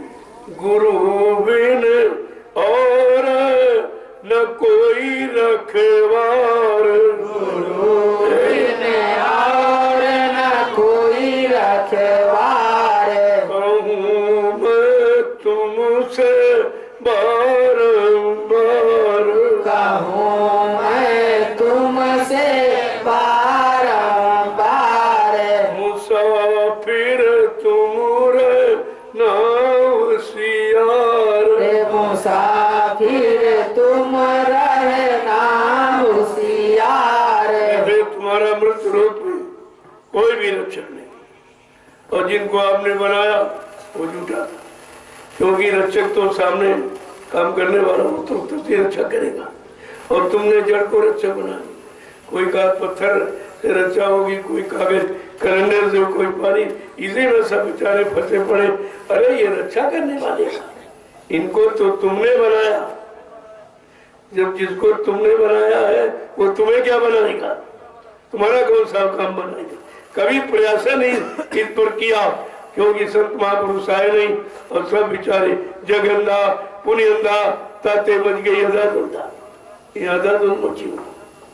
आगे क्या कह रहे हैं कि होएगी मंजिल तेरी पार, होएगी मंजिल तेरी पार, होएगी मंजिल तेरी पार, होएगी मंजिल तेरी पार। गुरु से कर ले दृढ़ कर प्यार, गुरु से कर ले दृढ़ कर प्यार, मुसाफिर तुम रे न होशियार, मुसाफिर तुम रहना होशियार। कहते अगर गुरु को साथ में ले लिया तो ये तुम्हारी मंजिल तय हो जाएगी। जिसमें आप फंसे पड़े हो, अपने घर नहीं पहुंच पा रहे हो, रास्ता न मिलने के कारण, कहा तेरी ये मंजिल घर पहुंचने की ये पार हो जाएगी अगर तुमने गुरु से प्यार कर लिया। और तुम कहीं पत्थर से प्यार करते हो, कहीं कागज कैलेंडर की प्यार, कहीं ये पानी सब इसी में, कहीं तीरथ में, कहीं मुहूर्त में, यहाँ कुछ नहीं, यानी जड़ में चेतन को ढूंढ रहे हो।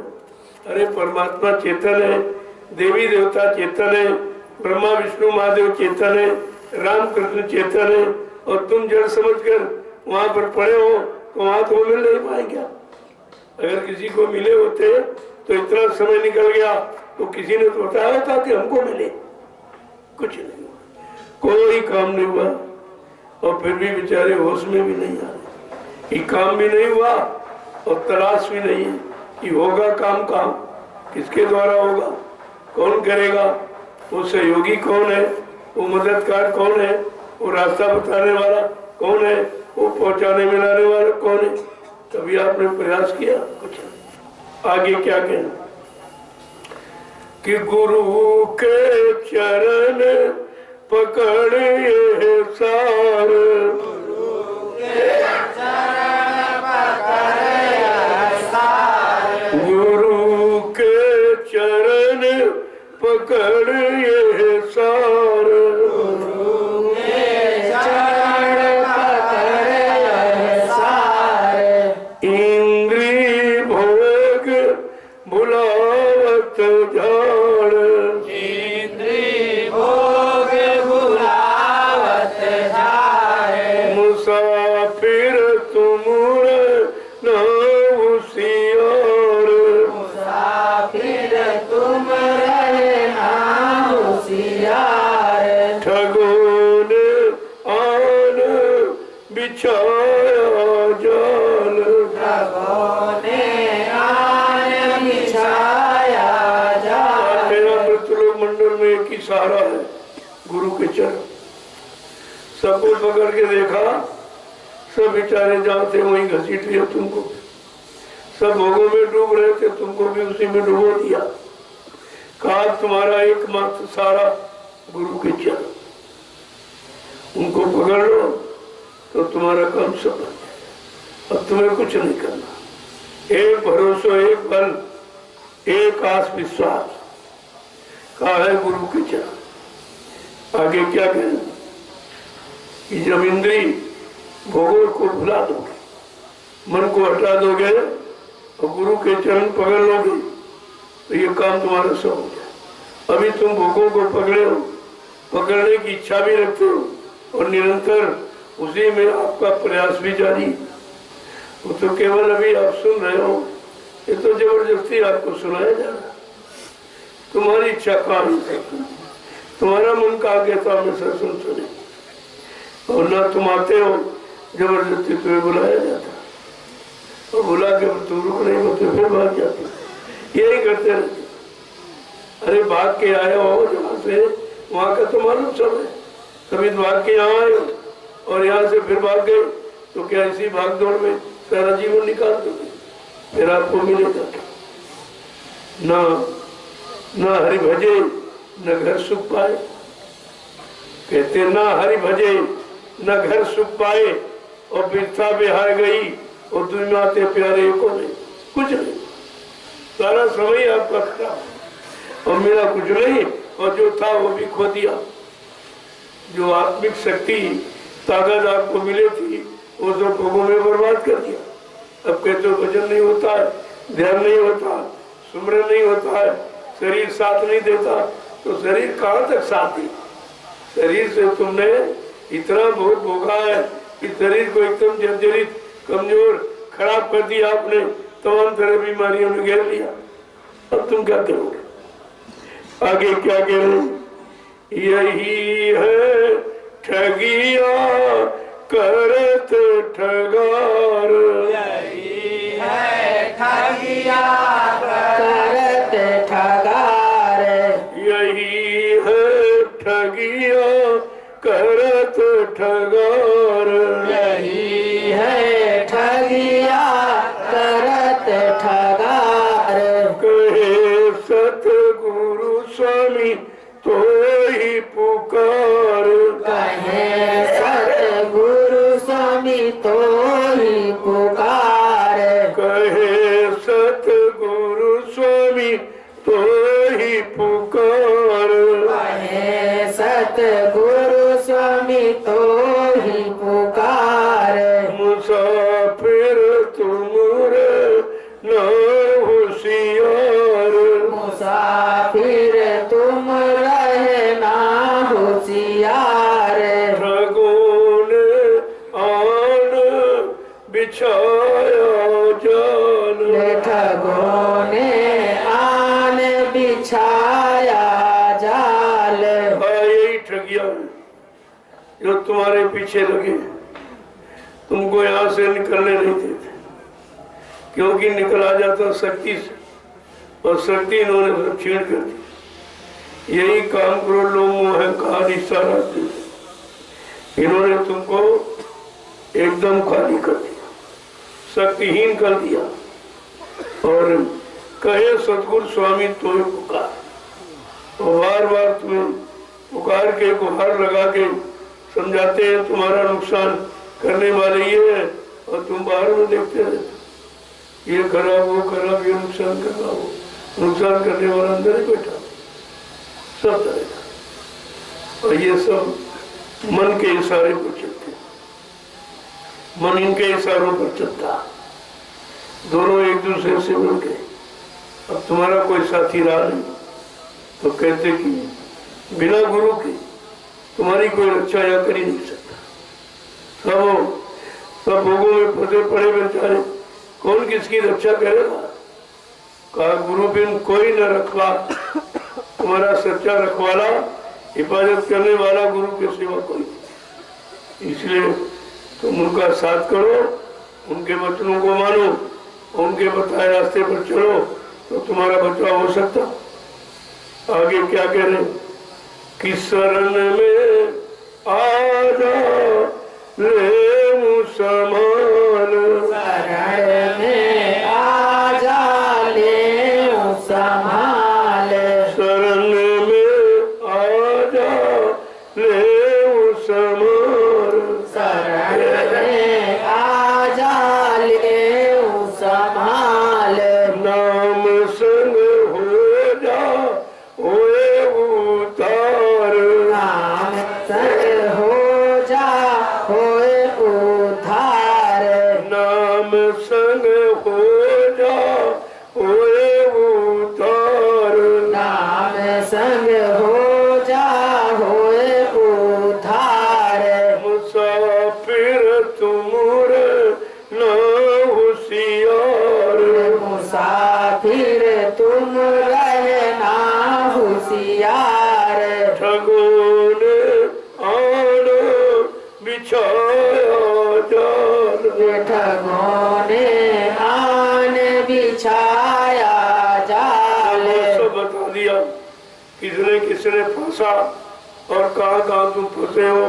किस कारण निकल नहीं पा रहे हो तो कहते हैं आ जा शरण में, तो मैं सब संभाल लूंगा। देखो पूरा ठेका है कि शरण में आ जा, मैं सब संभाल। शरण में आ जा, ले संभाल।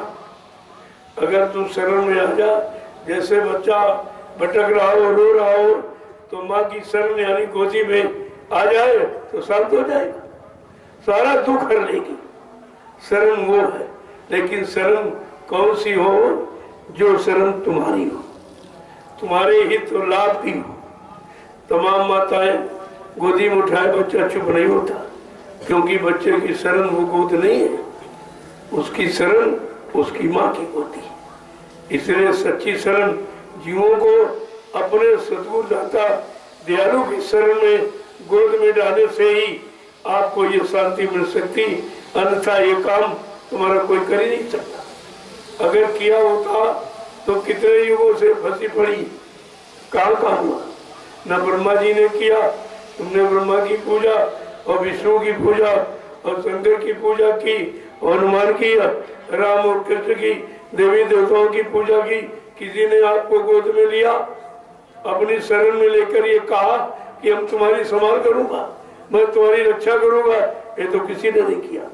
और फिर भी आप नहीं समझ पाए, फिर भी समझ नहीं आई, कहीं से कुछ मिला भी नहीं और सब कुछ चला गया और समझ भी नहीं आई। तो कहा भाई कब आएगी, ये कब समय आएगी, समझ कब आएगी? तो कम से कम ये भी तलाश करो कि हमारी संभाल, हमारी रक्षा, हमारी हिफाजत, हमारे कर्मों की अदायगी कहाँ से होगी, कौन कराएगा, वो कौन है? इनमें तो कोई मिला नहीं, न ब्रह्मा ने, न विष्णु ने, न शंकर ने, न रामकृष्ण ने, जिनको समझा और माना आपने और पूजा पाठ और सम्मान सब किया, लेकिन तुम्हारा काम किसी ने नहीं, क्योंकि जीवात्मा का काम इनके बस का नहीं है। वो तो जीवात्मा का काम कोई संत महात्मा ही करेगा, जिन्होंने अपनी जीवात्मा का कल्याण कर लिया, जगा के घर पहुंचा लिया, और रोज आते जाते कि चलो जीवों को भी ले आए। वो तो पहुंच ही गए, वो तो वहां के हैं ही, लेकिन वो सोचा कि चलो सब जीवों को ले आए और इनको भी घर पहुंचा दे। कितनी बड़ी हमदर्दी जो यहाँ किसी ने नहीं की। बाकी सबने तुमको लिया अपने में लगाने के लिए, अपने में फंसाने के लिए, तो आप उनमें फंस गए। लेकिन उन्होंने तुम्हारा फंसाना दूर नहीं किया। तुम्हारी जीवात्मा जो काल माया के कर्मों के जाल में फंसी है, वहां से तुम छुटकारा दिलाया नहीं आप। तो कहते अरे भाई, सब जगह देर कर, सबको पुकार कर, सबकी पूजा, सबका सम्मान करके देख लिया, ये तुम्हारा काम किसी ने नहीं किया। तू आ जा शरण में, मैं संभाल लूंगा। कितना बड़ा वादा, फिर भी आप नहीं पहचान पाए। ये ऐसा वादा तो सच्ची में किसी ने किया ही नहीं कि शरण में आ जा, ले संभाल, केवल तू शरण में आ जा। और शरण में आने का मतलब ये सब कुछ छोड़ के आगे, और आगे लेकिन छोड़ा कुछ नहीं, उसी की याद करते रहते। तो यहाँ आ गए तो यहाँ थोड़े दिन तो रुके, इसके बाद कैसे घर जाके अब उस घर की बात भूल गए।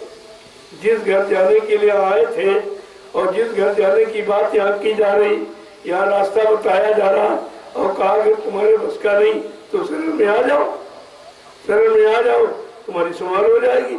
इससे सरल और इससे अच्छा हमदर्दी और है को, ये भी तो नहीं समझ पाए कि हमारा हमदर्दी कौन, हमारे लिए कौन आया, जो केवल हमारे लिए ही हमारे जाने घर पहुंचाने की ही बात कर रहा और कोई बात नहीं कर रहा।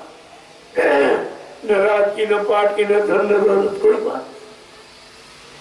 हम लोग इस बात को समझ नहीं पाते। महापुरुष समझाने का पूरा प्रयास करते, रात दिन उसी में लगी कि समझ जाए, समझ जाए, समझ जाए। और उसी समझाने में कितना समय दिया गया और समझा के खड़ा किया गया, बेचारे फिर वहीं चले गए, फिर चले गए। समझा के खड़ा किया, फिर वहीं चले गए। ये भी नहीं सोच पाए कि कहां से हमको समझा के निकाला गया और हम फिर वहीं जा रहे। उसी धन दौलत, उसी लोभ लालच में उसी मान सम्मान सामान में फिर सब चले गए। तो तुमको समझाकर खड़ा करने का उनका मतलब क्या दिखा? उनका भी समय खराब किया तो नहीं दिखा। तो आपको समझना चाहिए, बिना सत्संग की यानी बिना संत वचनों की कोई समझ नहीं सकता, कोई किताब पढ़ के नहीं समझ। सब किताबें तो पढ़ने में लगे लेकिन समझ में कुछ नहीं आ रहा, क्योंकि जो चीज समझनी और जिससे छुटकारा लेना वो उन किताबों में है ही नहीं, वो इन किताबों में नहीं लिखा। उन किताबों में तो लिखा है कि यहाँ पैदा हुए हो तो पढ़ाई लिखाई करो, व्यापार धंधा करो, रुपया पैसा इकट्ठा करो, शादी ब्याह करो, बाल बच्चे पैदा करो। इसके अलावा ये ज्ञान नहीं है। अरे नहीं भाई, यहाँ से निकलो, बने घर चलो। ये तो काल माया के झंझट है, झगड़े हैं जो उसने तुम्हारे पीछे लगा रखे।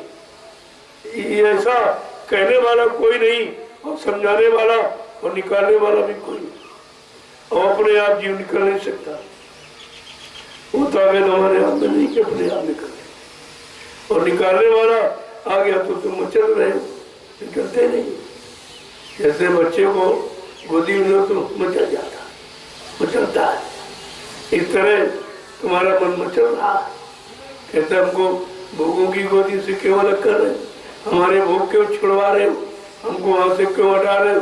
अब उसे मालूम नहीं है कि यही हम इसी कारण परेशान हो रहे हैं और इसी कारण अपने घर पहुंच नहीं पा रहे, क्योंकि हम इसमें फंसे पड़े, हम निकलना नहीं चाहते, वो निकालने का प्रयास करते। कैसी खींचातानी हो रही, काल अपनी तरफ खींच रहा कि अगर सब निकल जाएंगे तो राज खत्म हो जाएगा, वो अपनी तरफ खींच रहा और दयाल अपनी तरफ खींच रहा। और खींचातानी में अगर क्यों समझ जाए कि भाई निकाल कौन रहा है, हमें क्यों खींचा जा रहा, क्यों निकाला जा रहा, घर पहुंचाने के लिए, और ये काल क्यों खींच रहा, अपने घर में रखने के लिए, अपना राज चलाने के लिए। तो धीरे धीरे जब दोनों तरफ का वचन सुनोगे, काल और दयाल का, तब तुम निर्णय ले लोगे। निर्णय तब लोगे कि हम निकलने वाले वचन सुने कि फंसने वाले वचन। फंसे तो बहुत दिनों से पड़े, अब जरा निकल कर अपने घर पहुंचे तो ये झगड़े झंझट से हमेशा के लिए अलग हो, ये बीमारी सब खत्म हो जाए। सबसे बड़ी बीमारी भोग की है, भोग रोग बन के निकले। भोगी तो रोग का कारण बन जाता, और रोग कब आता? जब शरीर कमजोर हो जाता। शरीर कमजोर किससे होता? भोगों से कमजोर होता। और भोगों से आप छुटकारा पाना नहीं चाहते हो, बल्कि दरबार में आ गए हो, यहाँ भी भोगों की इच्छा रखते हो, ये मिल जाए, वो मिल जाए, वो मिल जाए, वो मिल जाए। अरे जितना मिला है वो तो तुम्हें चैन नहीं लेने दे रहा, और ये सब लेकर, और यहाँ का तो मिलना बड़ा कठिन। कितने लाख जीवों की चीज है, कितने लाख जीवों का धन है, उस धन से व्यवस्था बनी। अगर कोई इसको छीनने की प्रयास कर रहा तो वो कितने जन्म लग जाएंगे उसको निकलने में। इन लाखों लोगों का कर्जा कौन अदा करेगा? तो बात तो समझ में आती, लोभ लालच समझने नहीं देता। मोह सकल व्याधन कर मूला, संपूर्ण व्याधियों की जड़ मोह लालच है। और कहते ये जाएगा कैसे? बिन सत्संग न होए मोह भंगा, बिना सत्संग के मोह जाएगा। और सत्संग आपकी समझ में आता नहीं, सुनते ही नहीं हो, तमाम तो इधर उधर घूम रहे, वो यही करते रहते, और तमाम यहाँ सो रहे बैठकर, तो सुनाया किसको जाए? जब तुम वचन सुन नहीं पा रहे, वचनों का इतना बड़ा बोझा है कि आप उसे बर्दाश्त नहीं कर पा रहे, तुम्हारा मन सो जाता, वो गिर जाता है, शरीर बर्दाश्त नहीं कर पा रहा, क्योंकि ये वचन बड़े पाक साफ निर्मल है और तुम गंदे हो। तो गंदा जीव कमजोर है, अब कमजोर इन वचनों के भार को कैसे सहन करेगा? लेकिन धीरे धीरे धीरे धीरे आपको सहना और रहना सिखाया जाए। करने लगोगे तो एक दिन करत करत अभ्यास के जड़मत हो सुजान। अभ्यास वो चीज है, अगर निरंतर करते रहो तो एक न एक दिन तुम्हारा काम अवश्य बन जाएगा।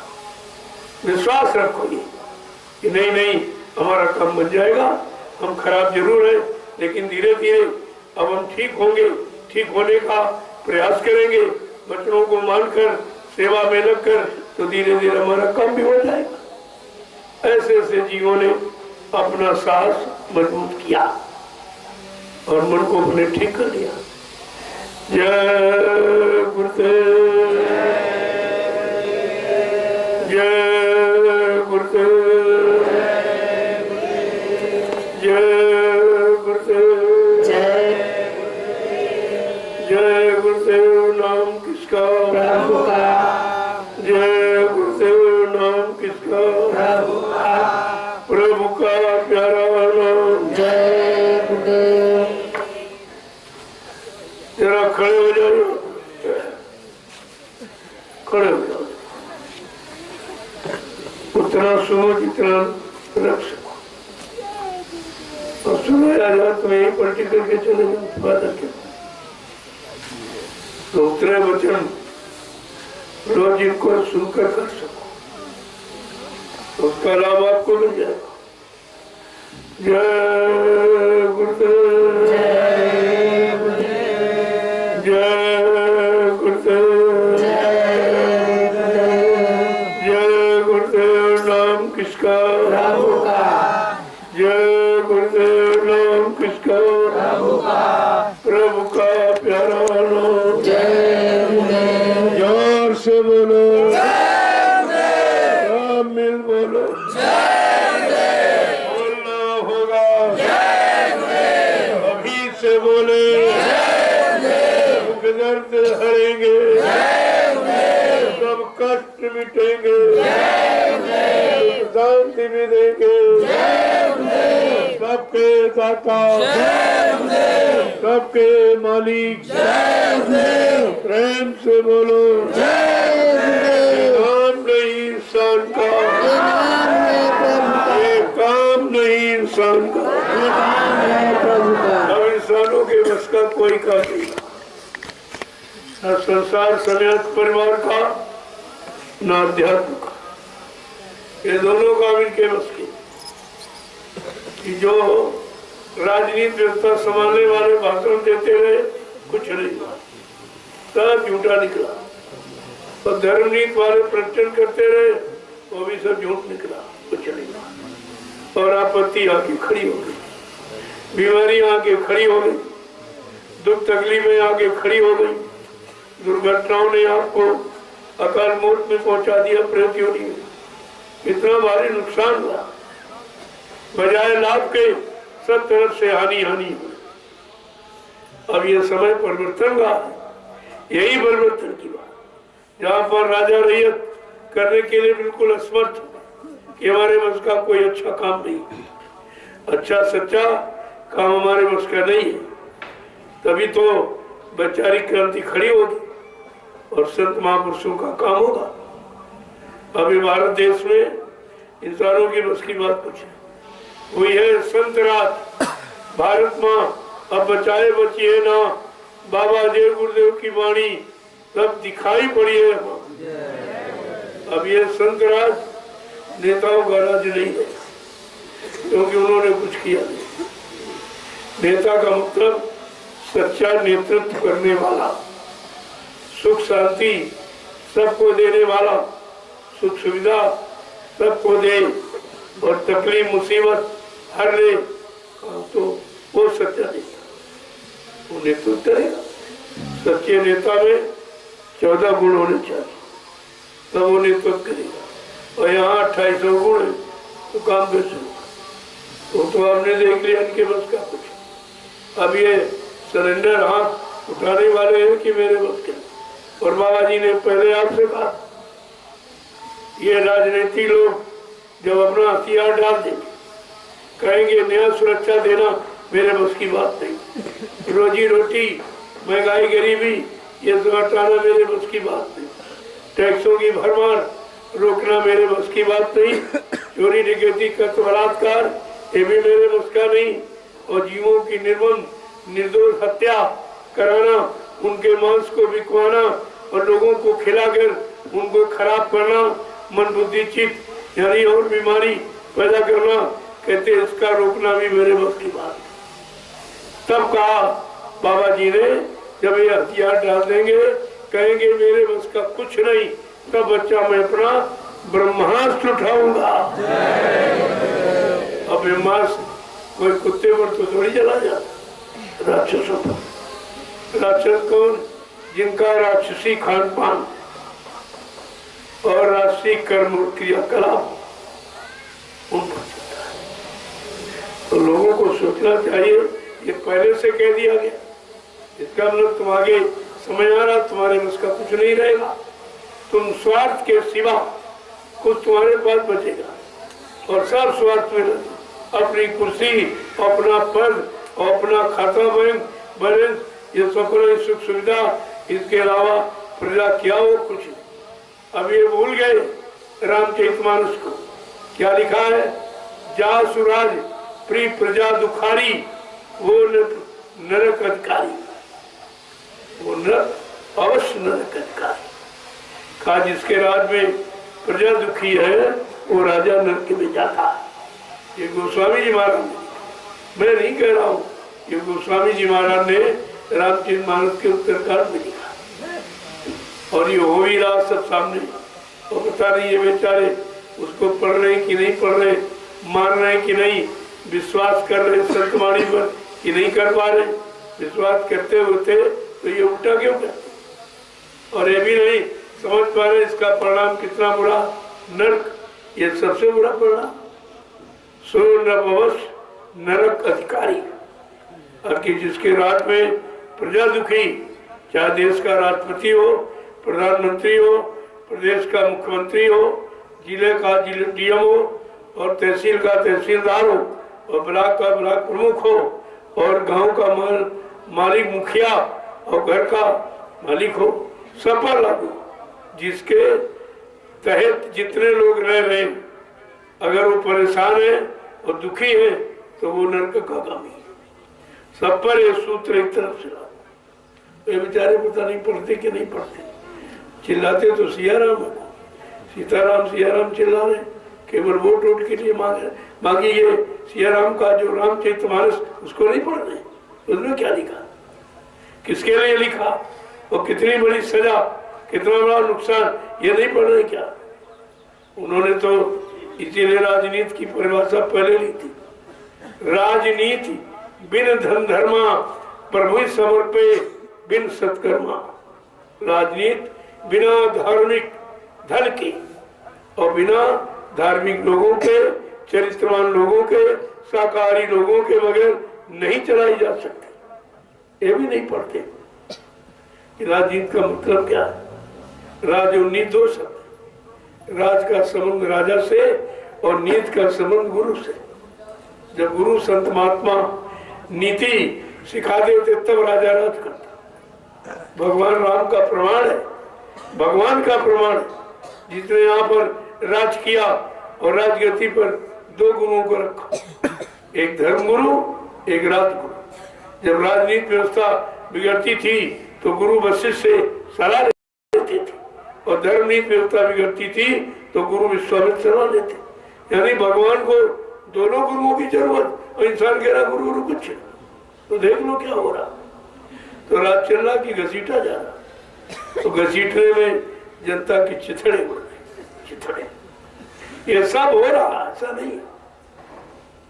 और जब ये हो रहा नहीं, बंद हो रहा, तो आगे होगा उसको कौन बंद कर पाए। इस मुसीबत से किसी को बचा नहीं पा रहे तो आगे आने वाली भारी मुसीबत से आपका बचाव कैसे होगा?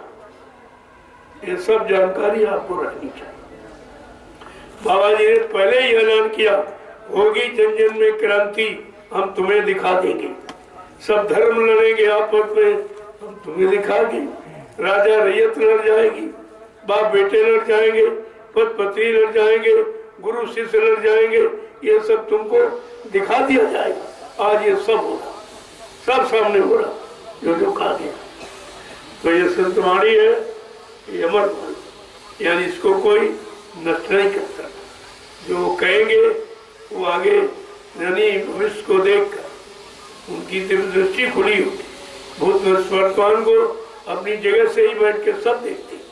और तभी आपको आगाह कर दे, ये भी मान जाओ, धर्म पर आ जाओ, कर्म पर। यही तो सबने कहा। कृष्ण सज्जू में यही संदेश दिया राजा को, अरे भाई ठीक हो जाओ, धर्म कर्म पर आ जाओ। नहीं माना तो मारा गया, क्योंकि वह इंकार करता था। जब समझाया जाता था अरे धर्म कर्म पर आ जाओ, जब समय आगे खराब आ रहा तुम्हारे लिए, कहता था अरे जा, मैं ही ब्रह्मा, मैं ही विष्णु, मैं ही शंकर कहाया हूँ, और त्रिलोक की शक्ति उनमें मैं समाया हूँ। सूर्य और चंद्र मेरी आज्ञा से उदय और अस्त होते हैं, मेघ मेरे इशारे से सदैव जलवृष्टि करते। इतना बड़ा अहंकार, वो मारा गया, वो भी मारा गया राजा।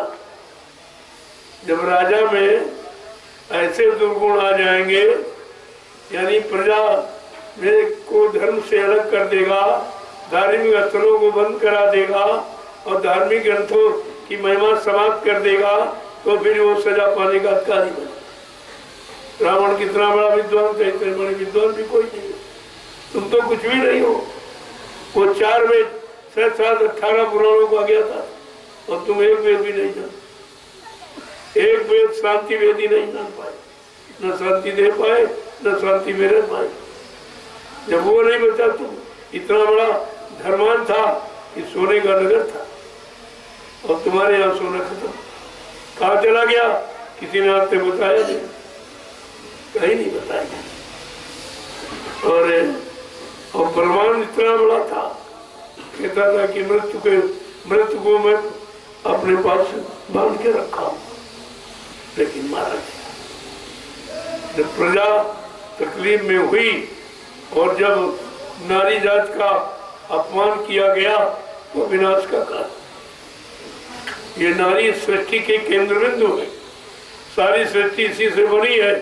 अगर इसकी रक्षा न हुई और इसको साथ दुर्व्यवहार किया गया, तो ये विनाश का कारण भी बन जाता। और विनाश का कारण यही बन, न सीता का अपहरण होता, न विनाश होता। द्रौपदी को सरेआम नंगा किया जाने का प्रयास न किया गया होता, न महाभारत। ये तो प्रमाण इतिहास आपका। वो तो एक ही की बात थी, यहाँ तो हजारों के साथ यही हो रहा, ये सब अपमान हो रहा। तो समय का कितना भारी राम रावण संग्राम, और कितना भारी यानी महाभारत। और राम रावण संग्राम केवल राजा का और शक्ति का युद्ध होता है। जो शक्ति आती है नाम लेकर के, उस शक्ति का जो वो विरोध करता है, उसको नहीं मानता है, तो उसी से खड़े शुरू हो जाता, वहीं से लड़ाई शुरू हो जाती। ये भी इतिहास आप पढ़ सब रहे हो, लेकिन समझ कुछ नहीं। न समझ रहे हो, न समझ के कर पा रहे हो, तो कितना भारी नुकसान बना कर रहे हो। जिस देश के लोगों के सामने 3 युगों का इतिहास हो, वो तो कलयुग के जीव को सबसे अच्छा होना चाहिए। जब तुम्हारे अच्छे बनने का 3 युगों का इतिहास, तो अच्छा आपको होना चाहिए, लेकिन कलयुग का जीव सबसे ज्यादा खराब। राजा को पढ़ लेना चाहिए कि सतयुग का राजा क्यों मारा गया, त्रेता का राजा क्यों मारा गया, द्वापर का राजा क्यों मारा गया। तो हम भी कहीं ऐसे काम न करें, हम भी मारे जाएंगे। जब वो विधान है राजा का, तो तुम राजा होकर तुम क्या कर रहे हो, जरा उससे मिलान करो, तुम्हारा उससे ज्यादा काम करा। उसने तो एक के साथ, तुम्हारा अनेकों के साथ और सब के साथ। तुम्हारा तो बचने का कोई मतलब यानी तरीका ही नहीं है, कैसे बच पाओगे। और महापुरुष सबको बचाने के लिए प्रार्थना करते हैं, भाई अच्छे रास्ते पर आ जाओ, धर्म पर आ जाओ, कर्म पर आ जाओ, अपने कर्म और धर्म सब सुधार लो, अपना खान पान ठीक कर लो, ताकि तुम्हारे पर कोई प्राकृतिक प्रकोप ना हो। लेकिन सुनता कौन है? कोई नहीं सुनता, उनकी बात कोई नहीं सुनता। गोस्वामी महाराज ने इसीलिए लिख दिया उत्तरकांड में कि कलयुग के जीव अगर वो इनकी बात नहीं सुने, किनकी? साधु अवज्ञा का फल ऐसा, और जरे नगर अनाथ कर देता। अगर साधु संत महात्माओं की आज्ञा का उल्लंघन किया गया, उनकी बात को न माना गया, उनके सुझाव को लोगों ने स्वीकार न किया, तो क्या होगा? कहा वो राज और वो समाज और देश और मुल्क जाति सब नष्ट यानी राख हो जाएगी जल के। इतना बड़ा परिणाम लिखा दो, क्या इसको भी लोग नहीं पढ़ते? ये धर्म ग्रंथों को पढ़ते ही नहीं। धार्मिक किताबें क्यों लिखी गई? धर्म की स्थापना के लिए, और उन्होंने ये प्रमाण भी दिया कि मैंने धर्म के लिए राम रावण का संग्राम हुआ और धर्म के कारण ही महाभारत हुआ। कि धर्म कैसे आएगा, चाहे जितने लोगों को मारना पड़े, काटना पड़े, लेकिन धर्म की स्थापना करके जाऊंगा, उनका ये था। और आज क्या है कि मैं सतयुग लाके जाऊंगा, कलयुग भगाकर सतयुग लाके जाऊंगा, यानी सत्य की व्यवस्था, सब सत्य ही सत्य जब हो जाएगा तब लोगों को सच्चित आनंद की प्राप्ति होगी। ऐसे कुछ मिलने वाला नहीं। तो बहुत बड़ा अंतर है। वो केवल धर्म की स्थापना, धर्म माने व्यवस्था, केवल व्यवस्था की बात थी, इसलिए यानी देश समाज का सुधार का काम था। आज देश दुनिया का सुधार होगा और जीवात्माओं का उद्धार होगा। ये दोनों काम करने के लिए जो महाशक्ति आई हुई है, क्या लोगों ने उसको पहचाना है?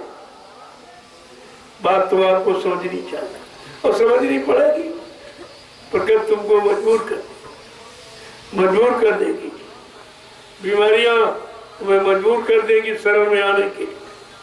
अब यहाँ जितने आए तो बीमारी तो आए, बीमारी नहीं होती है कोई नहीं आता। तो बीमारी इतनी अच्छी है जो तुमको अच्छे से अच्छे जगह ले आए। तो बीमारी को धन्यवाद करना चाहिए कि चलो हम अच्छी से अच्छी जगह तो आ गए। जय गुरुदेव। अब आप लोग सेवा में चलो, देख लो क्या कोई सेवा है, लोगों से पूछ लो, ताकि बैठे कुछ ना कुछ यहाँ करो। जब करोगे तभी कुछ मिलेगा। बैठे बैठे और भंडारे का न खा लोगे, कर्जा ला दोगे। मालूम नहीं, यहाँ तो लाखों लोगों का था। जब लाखों लोगों का खाओगे और